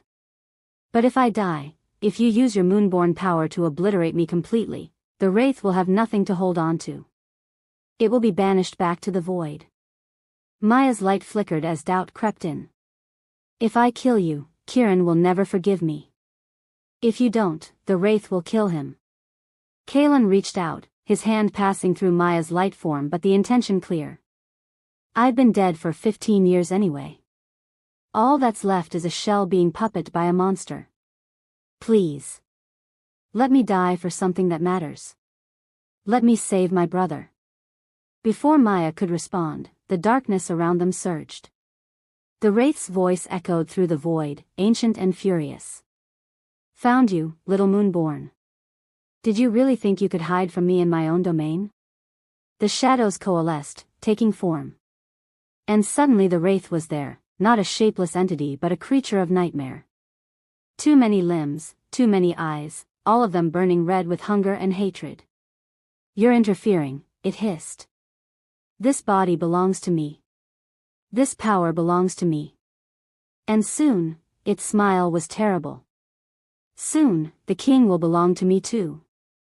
I'll wear his flesh and rule his kingdom and feast on every living wolf in this realm until nothing remains but darkness. Maya's light flared, pushing back against the shadows.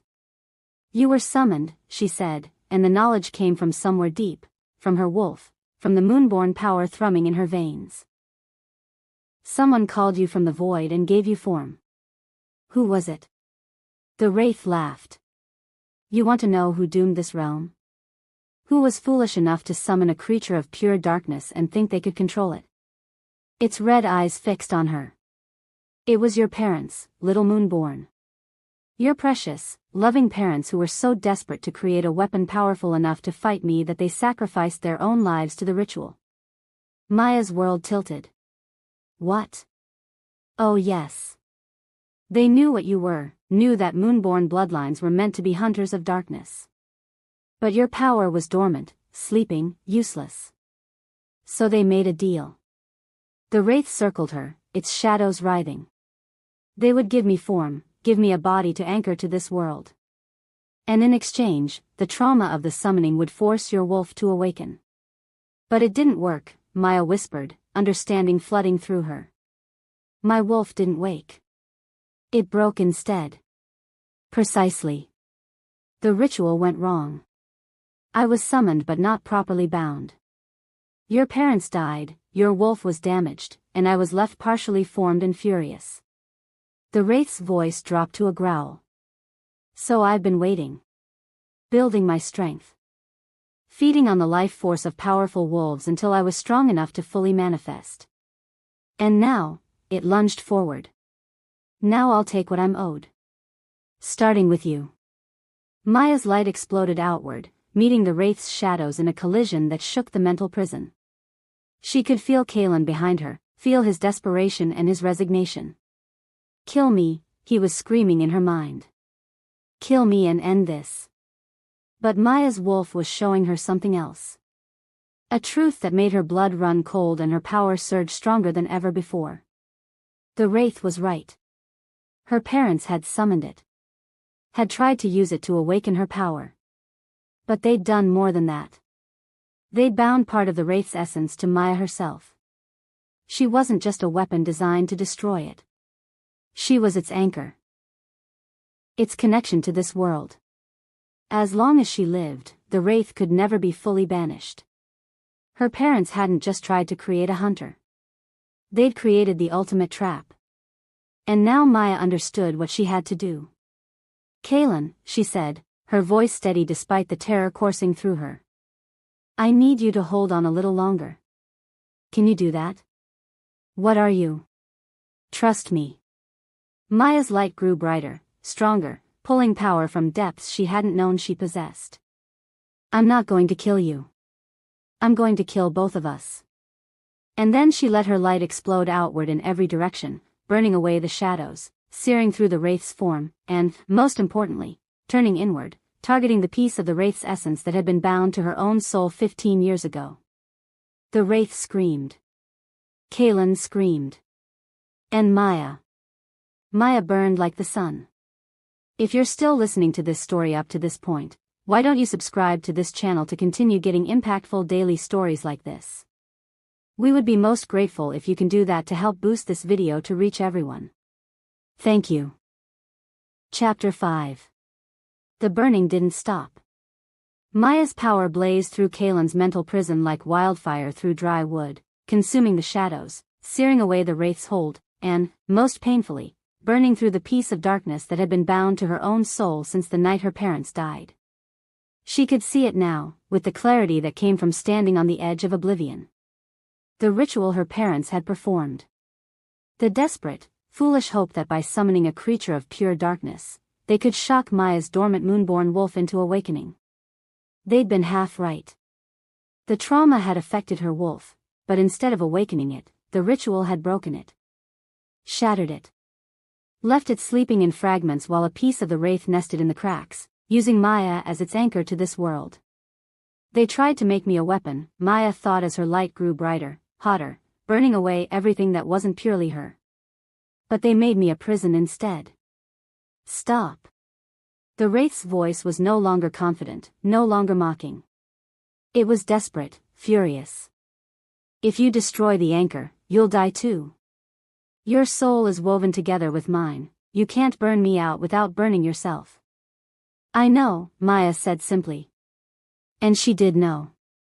Could feel it with absolute certainty. Her parents had bound the Wraith to her so completely that destroying it would destroy her too. She'd been doomed from the moment they'd completed that ritual 15 years ago. All this time she'd thought she was broken. Defective. Cursed. She'd been right about the curse. Just wrong about its nature. "Maya, no." Kalen's voice cut through the burning light. "This isn't, you can't." "I'm sorry," Maya said, and meant it. "But this is the only way. The Wraith dies, I die, and you go free. Kieran gets to keep his brother. The realm gets to keep its king. Everyone wins. Everyone except you. I've been dying since I was 13 years old. At least this way, it matters." Maya pushed her power deeper, feeling the Wraith's essence starting to tear away from hers. The pain was indescribable, like having her skin flayed off layer by layer, like her bones were cracking open, like her very soul was being ripped in half. But she didn't stop. For Kieran, she thought. For the man who tried to protect everyone even when it destroyed him. For the Alpha King who bought a broken Omega and saw something worth saving. The light grew blinding, and Maya could feel herself starting to fade. Enough. The word crashed through the mental prison with the force of a command that could not be denied. Maya's power stuttered, flickering like a candle in a windstorm. And then Kieran was there. Not physically, he was still outside, still fighting the Wraith's physical form. But his consciousness had followed the bond, or what remained of it, diving into the mental prison after her. He appeared as his wolf, massive and dark and radiating pure alpha dominance. But his gold eyes were fixed on Maya with an expression that was equal parts fury and terror. "What the hell do you think you're doing?" he snarled. "Saving you," Maya said. Her voice was weak now, her light dimming. "Saving everyone. By killing yourself? That's your grand plan?" "It's the only plan." Maya's frustration bled through despite her exhaustion. "The Wraith is bound to me. As long as I live, it can never be fully destroyed. My parents made sure of that when they," her voice cracked, "when they used me as a damn anchor for a creature of the void." Kieran's wolf form shimmered, and suddenly he was human, or the mental projection of human. He strode toward her, and even here, in this place of shadow and light, he radiated power. "No," he said flatly. "There's another way." "There isn't." "Yes, there is." Kieran turned to Kaelin, who was watching this exchange with wide eyes. "You said the Wraith feeds on pain. On connection. On the bonds between wolves." "Yes," Kaelin said slowly. "It's how it survived all these years, by feeding on my connection to you, on your guilt and pain over what I became." "And the mate bond," Kieran continued, his gaze swinging back to Maya. "It was feeding on that too, wasn't it? That's why it wanted you to reject me. Not just to free your power, but because a severed mate bond is." "Agony," Maya whispered, understanding flooding through her. "A wound that never fully heals. A source of constant pain." "Exactly." Kieran's expression was grim. "The Wraith wanted you to reject me because it could feed on that pain. Use it to anchor itself even more firmly to this world." He moved closer, his eyes burning into hers. "But what if we used that same bond as a trap instead?" Maya's breath caught. "I don't understand. The rejection isn't complete yet. You started it, but the bond," Kieran's jaw clenched. "I felt it trying to break, felt the thread snapping. But I didn't let it finish. I held on. Which means the bond is damaged, incomplete, but not entirely severed." "You held on?" Maya's voice was barely a whisper. "But that must have, the pain was nothing compared to the thought of losing you." Kieran's hand came up as if to touch her face, then dropped when he remembered they were only projections here. "The bond is like an open wound right now. Raw. Bleeding. And the Wraith can sense it, it's probably already trying to feed on the pain. So let it," Kaelin said suddenly, his eyes lighting with understanding. "Let it feed. Let it pour its essence into the wound, thinking it's found another anchor. And then we close the trap," Kieran finished. "Maya uses her moonborn power to seal the bond, not break it, but forge it into something new. Something the Wraith can't escape from. We trap it inside the bond itself." "And then what?" Maya asked. "The Wraith is trapped, but it's still connected to all of us. It will fight. It will try to possess whoever is closest." "Me," Kaelin said quietly. "It will try to pour itself back into me, because I'm already its primary vessel. My body is already saturated with its essence." The three of them looked at each other in the flickering light, understanding what needed to happen next. "We trap it in the bond," Maya said slowly. "It tries to escape back into Kaelin. And then I kill my brother," Kieran finished, his voice absolutely flat. "While the Wraith is concentrated in his body, trying to flee the trap. A blessed silver blade through the heart. It will destroy both Kaelin and the Wraith in one strike." Silence fell. "This is insane," Maya breathed. "It's the only way," Kaelin said. "And it's better than any of the alternatives. I get to die free, knowing I helped destroy the thing that's been torturing me for 15 years. Kieran gets to keep his throne and his mate. You get to live." His smile was sad but genuine. "Seems like a fair trade to me." "Kaelin," Kieran's voice cracked. "Don't." Kaelin held up a hand. Don't apologize. Don't tell me there must be another way. We both know there isn't.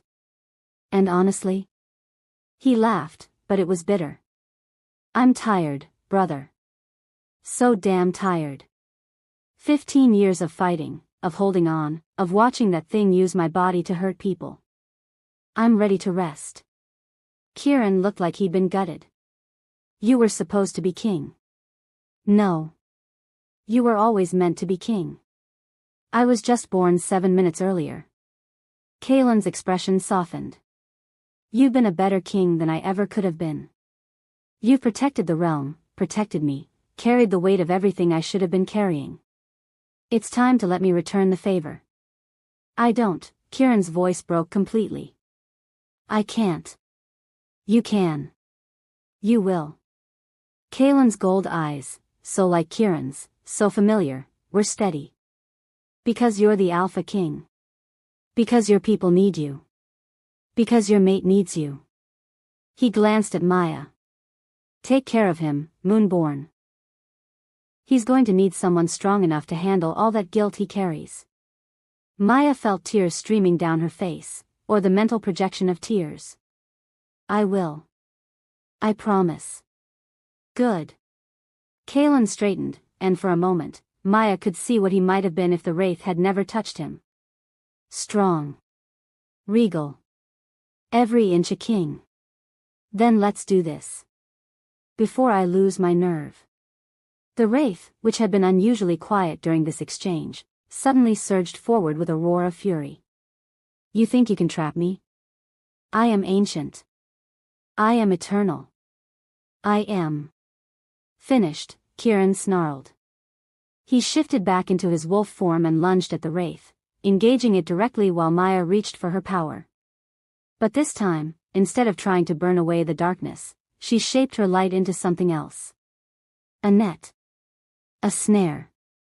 Made from threads of silver moonlight that she wove through the damaged mate bond connecting her to Kieran. She could feel him on the other end, could sense his presence in the bond despite the damage from the incomplete rejection. And when she reached for him, he reached back. Their power, Alpha Dominance and Moonborn Light, merged and twisted together, forming something neither of them could have created alone. A trap made of silver fire and unbreakable will. Now! Maya screamed. Kieran's wolf released the Wraith and leaped back. The creature of shadow, enraged and hungry, lunged after him, and dove straight into the trap. The net of light and bond snapped closed. The Wraith's scream shook the very foundations of the mental prison. It thrashed and fought, its shadows battering against the cage Maya and Kieran had woven. But the trap held. It's working. Kaelin shouted. I can feel it, the Wraith is being pulled away from Maya's soul, pulled into the bond. The Wraith writhed, realizing too late what was happening. It tried to escape, to flee back to its primary vessel, and just as they'd predicted, it poured itself into Kaelin's body. All of it. Every last piece of shadow and malice and ancient hunger. Kaelin's projection in the mental prison suddenly became more solid, more real, as the Wraith consolidated itself inside him. His body began to twist again, shadows leaking from his eyes and mouth. But for just a moment, one perfect, clear moment, Kaelin was in control. Do it, he said, meeting Kieran's eyes. Now, while I can still hold it. Do it, brother. And Kieran. Kieran's consciousness snapped back to his body in the ballroom. Maya felt herself being pulled along, the mental prison collapsing as the Wraith was forced fully into Kaelin's physical form. Reality crashed back over her, the sounds of screaming, the scent of blood and fear, the chaos of the festival turned nightmare. She was kneeling on the dais, her hands glowing with silver light, threads of power connecting her to Kieran who stood a few feet away. He'd shifted back to human form, and someone, Marcus, probably, had pressed a blade into his hand. Not just any blade. Maya could sense it even from here. Blessed silver, forged with prayers and moonlight and meant specifically for killing creatures of darkness. The blade that had probably been made centuries ago by moonborn hunters to fight things like the Wraith. Across the ballroom, Kaelin's body hung suspended in the trap of light and bond, writhing as the Wraith fought for control. But Kaelin was still there, still fighting, holding the creature in place through sheer force of will. "Kieran," he called, his voice barely his own. "You know what you have to do." Kieran was shaking. The Alpha King, who had stood unmoved through 5 years of guilt and sacrifice and impossible choices, was trembling like a leaf. "I can't," he whispered. "Kaelin, I can't." "You must." Kaelin's smile was pure and clean and free of madness for the first time in 15 years. "I love you, brother. I forgive you for everything you think you've done wrong. Now let me go." The Wraith roared and surged, and Kaelin's body spasmed. They were running out of time. Maya stood on shaking legs and moved to Kieran's side. She placed her hand over his on the blade, her silver light flowing into the blessed metal, making it glow with power. "We do this together," she said quietly. "He's your brother. But this is our fight. Our kingdom. Our future." Kieran looked at her, and in his gold eyes, she saw everything. Love and grief and gratitude and agony all mixed together. The bond between them pulsed, damaged but alive, connecting them in a way that went beyond words. Together, he agreed. They moved as one, Maya guiding, Kieran striking, both of them channeling power through the blessed blade. Kaelin's body dropped from the trap as they approached. He fell to his knees, his head bowed, and when he looked up, his eyes were clear gold once more. "Thank you," he whispered. The blade struck true. Kieran drove it into his brother's heart, and Maya's moonborn power flooded through the weapon like lightning through a rod. Silver light exploded from the point of impact, searing through Kaelin's body and catching the Wraith in an inescapable blaze. The creature's final scream was terrible, a sound of rage and agony and ancient hatred finally brought to an end. It tried to flee, to escape back into the void, but Maya's power was everywhere, burning away every last trace of shadow. The Wraith dissolved like smoke in sunlight. And Kaelin. Kaelin smiled. A real smile, peaceful and content.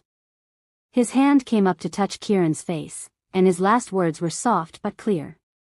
"My king. My brother. Be happy." Then the light claimed him too, and he was gone. The blessed blade clattered to the marble floor. Kieran collapsed. Not physically, he remained standing, his face a mask of utter devastation. But something inside him broke in that moment, some final wall of strength he'd been holding up for 15 years. He'd killed his brother. Saved the realm, destroyed the Wraith, freed Kaelin from his torment, but still. He'd driven a blade into his own brother's heart and watched him die. Maya caught him before he could fall, her arms wrapping around him as his knees finally buckled. They sank to the floor together, surrounded by the wreckage of the ballroom and the ashes of what had been Kaelin's body. "I'm sorry," Kieran was saying, over and over. "I'm so sorry, Kaelin, I'm sorry." "He knew," Maya whispered, holding him tight. "He knew and he forgave you. He died free, Kieran. You gave him that. You gave him peace." Around them, the ballroom was slowly returning to order. The shadows were gone. The Wraith's presence had vanished completely, taking with it the oppressive weight that had hung over the palace for 5 years. One by one, the assembled Alphas and their families began to approach the dais. They moved slowly, cautiously, their eyes wide with shock and something that might have been awe. Marcus was the first to kneel. He dropped to one knee, his head bowed, his fist over his heart in the traditional sign of fealty. "Your Majesty," he said. "The Wraith is destroyed.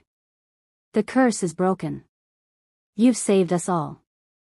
Ravenna knelt beside him, her sharp face softer than Maya had ever seen it. "My king. My Luna." One by one, every Alpha in the room followed suit.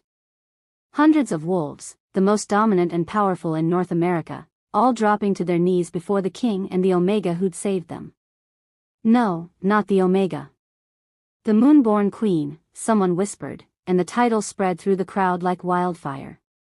Maya helped Kieran to his feet. He was still shaking, still clearly in shock, but he was the Alpha King. He straightened his shoulders and faced his people with his head held high.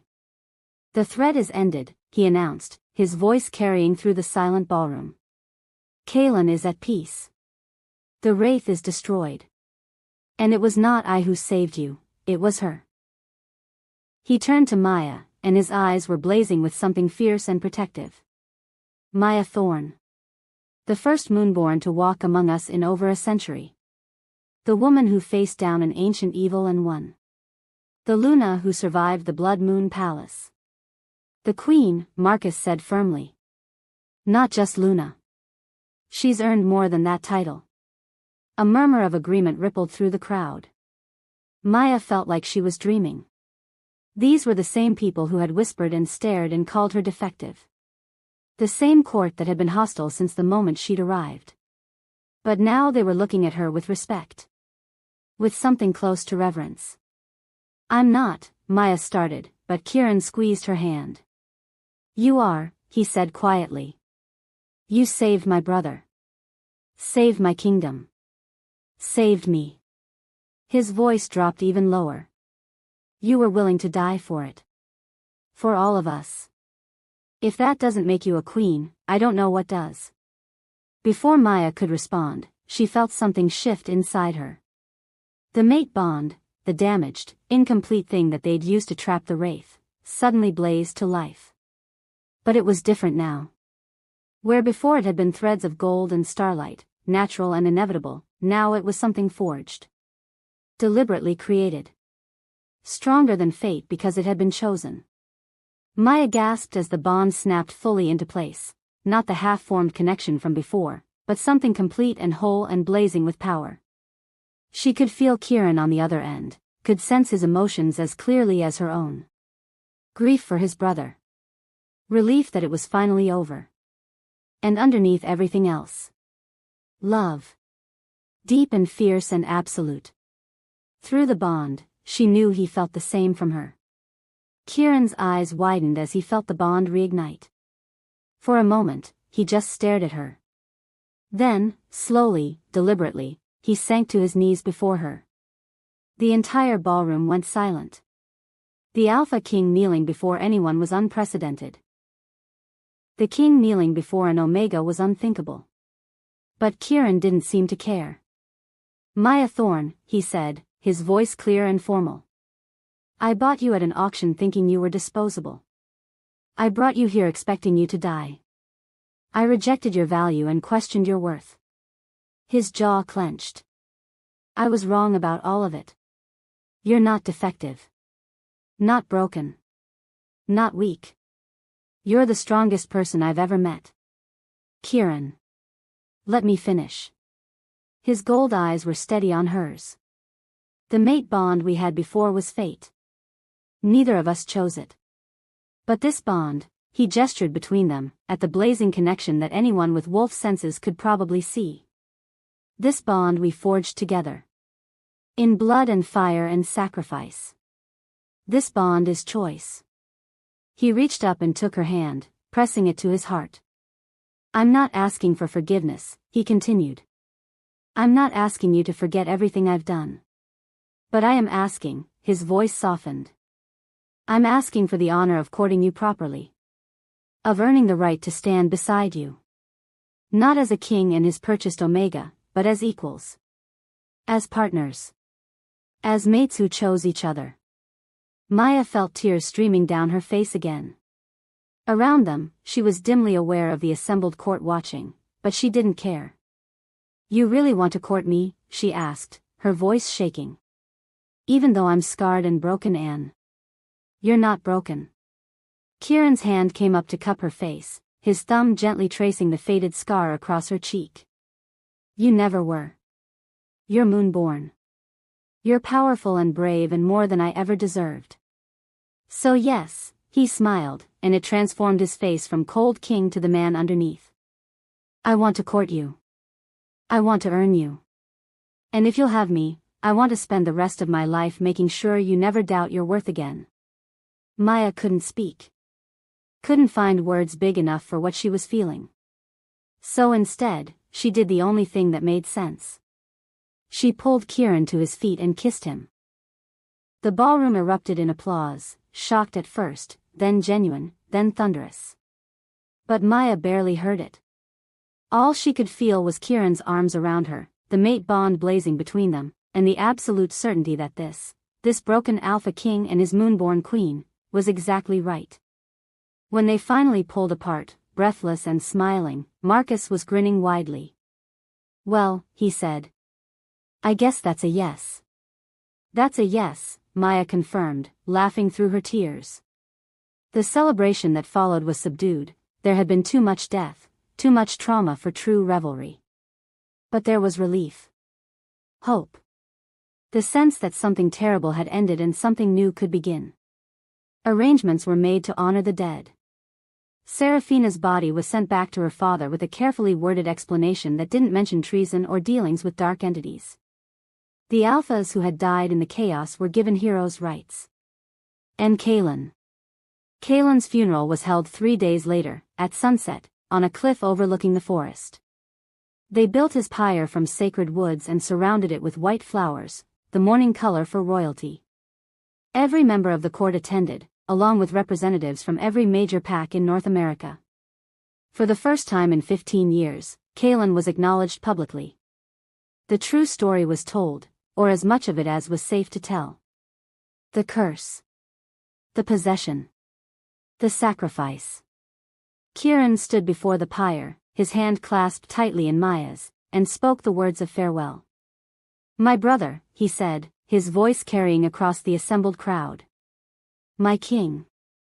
The crown was always meant to be yours, but fate, and a creature of darkness, had other plans.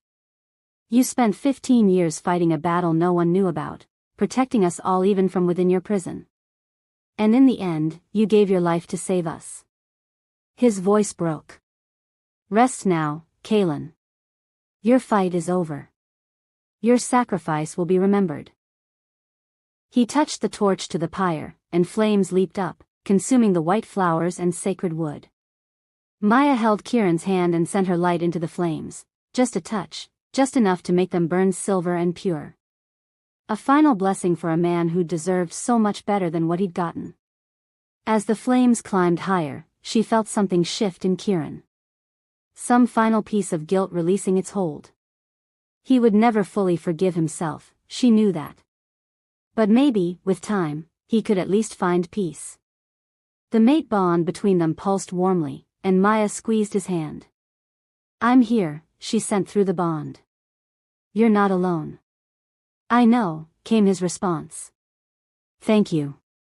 They stood together as the sun set and the stars emerged, watching the flames carry Kaelin's spirit toward whatever lay beyond.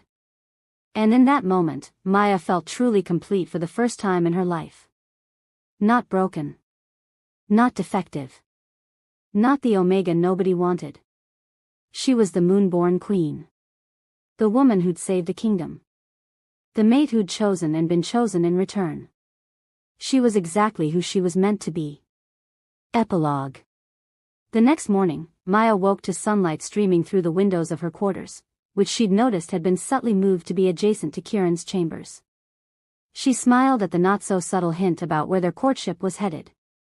After dressing, she decided to take a walk through the palace. The east wing had been sealed off, the area where Kaelin had been imprisoned marked for renovation. Maya wanted to see it one last time before the workers began tearing down the walls and replacing the darkness with light. The steel doors were still standing, though the locks had been removed. Maya pushed them open and walked down the stone corridor, her footsteps echoing. The cell at the end was empty now. The chains had been removed. The walls had been scrubbed clean. Soon, it would just be another room in the palace, with no evidence of the suffering that had occurred within. Maya stood in the center of the space, remembering. Kaelin's twisted face pressed against the bars. The Wraith's terrible presence. The fear and the determination that had driven her forward. It was over now. Finally, completely over. She was about to leave when something caught her eye. There, in the corner of the cell where the shadows were deepest, lay a single black feather. Maya frowned and moved closer. It hadn't been there when they'd cleaned the cell, she was certain of that. which meant it had appeared recently. Very recently. She reached down to pick it up, and the moment her fingers touched it, the feather disintegrated into ash. But not before Maya felt something. A presence. Distant but aware. Ancient and furious. And through her moonborn senses, she heard a voice, not words exactly, but a feeling that translated into meaning. You destroyed my weapon. You will pay for this interference, little moonborn. The ashes of the feather scattered, and the presence vanished. Maya stood frozen, her heart pounding. The wraith had a master. Something that had sent it or summoned it or created it. Something that was now aware of her existence. She should have been terrified. Should have run to Kiran immediately, should have warned the court, should have prepared for whatever new threat was coming. But instead, Maya found herself smiling. Let it come. She was moonborn. She'd destroyed an ancient evil and saved a kingdom. She'd earned her place as queen not through fate or purchase but through fire and choice. Whatever darkness was waiting out there, she would face it. And she wouldn't face it alone. Through the mate bond, she felt Kiran suddenly become alert, sensing her emotions. Maya? What's wrong? Nothing, she sent back. Everything's fine. I'll tell you about it later. You're sure? I'm sure. I love you. There was a pause, then a rush of warmth through the bond. I love you too. Maya left the east wing and closed the doors behind her.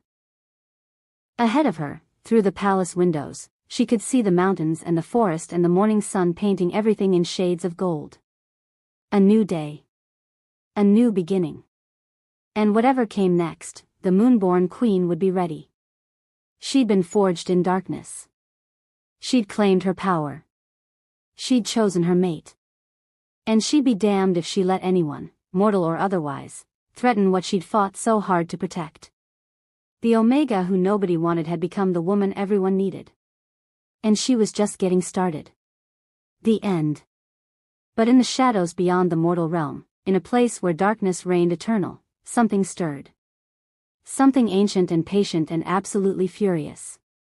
It had lost its weapon, its carefully crafted wraith, destroyed by a mere wolf, no matter how special her bloodline. Moonborn, it whispered into the void. The hunters have returned. How interesting. The game, it seemed, was far from over. It was only beginning. Thank you for watching this video. Subscribe, like and share this video to continue listening to this type of story daily and also, to appreciate this community too. I would like to hear your wonderful opinion about this story. Please comment below.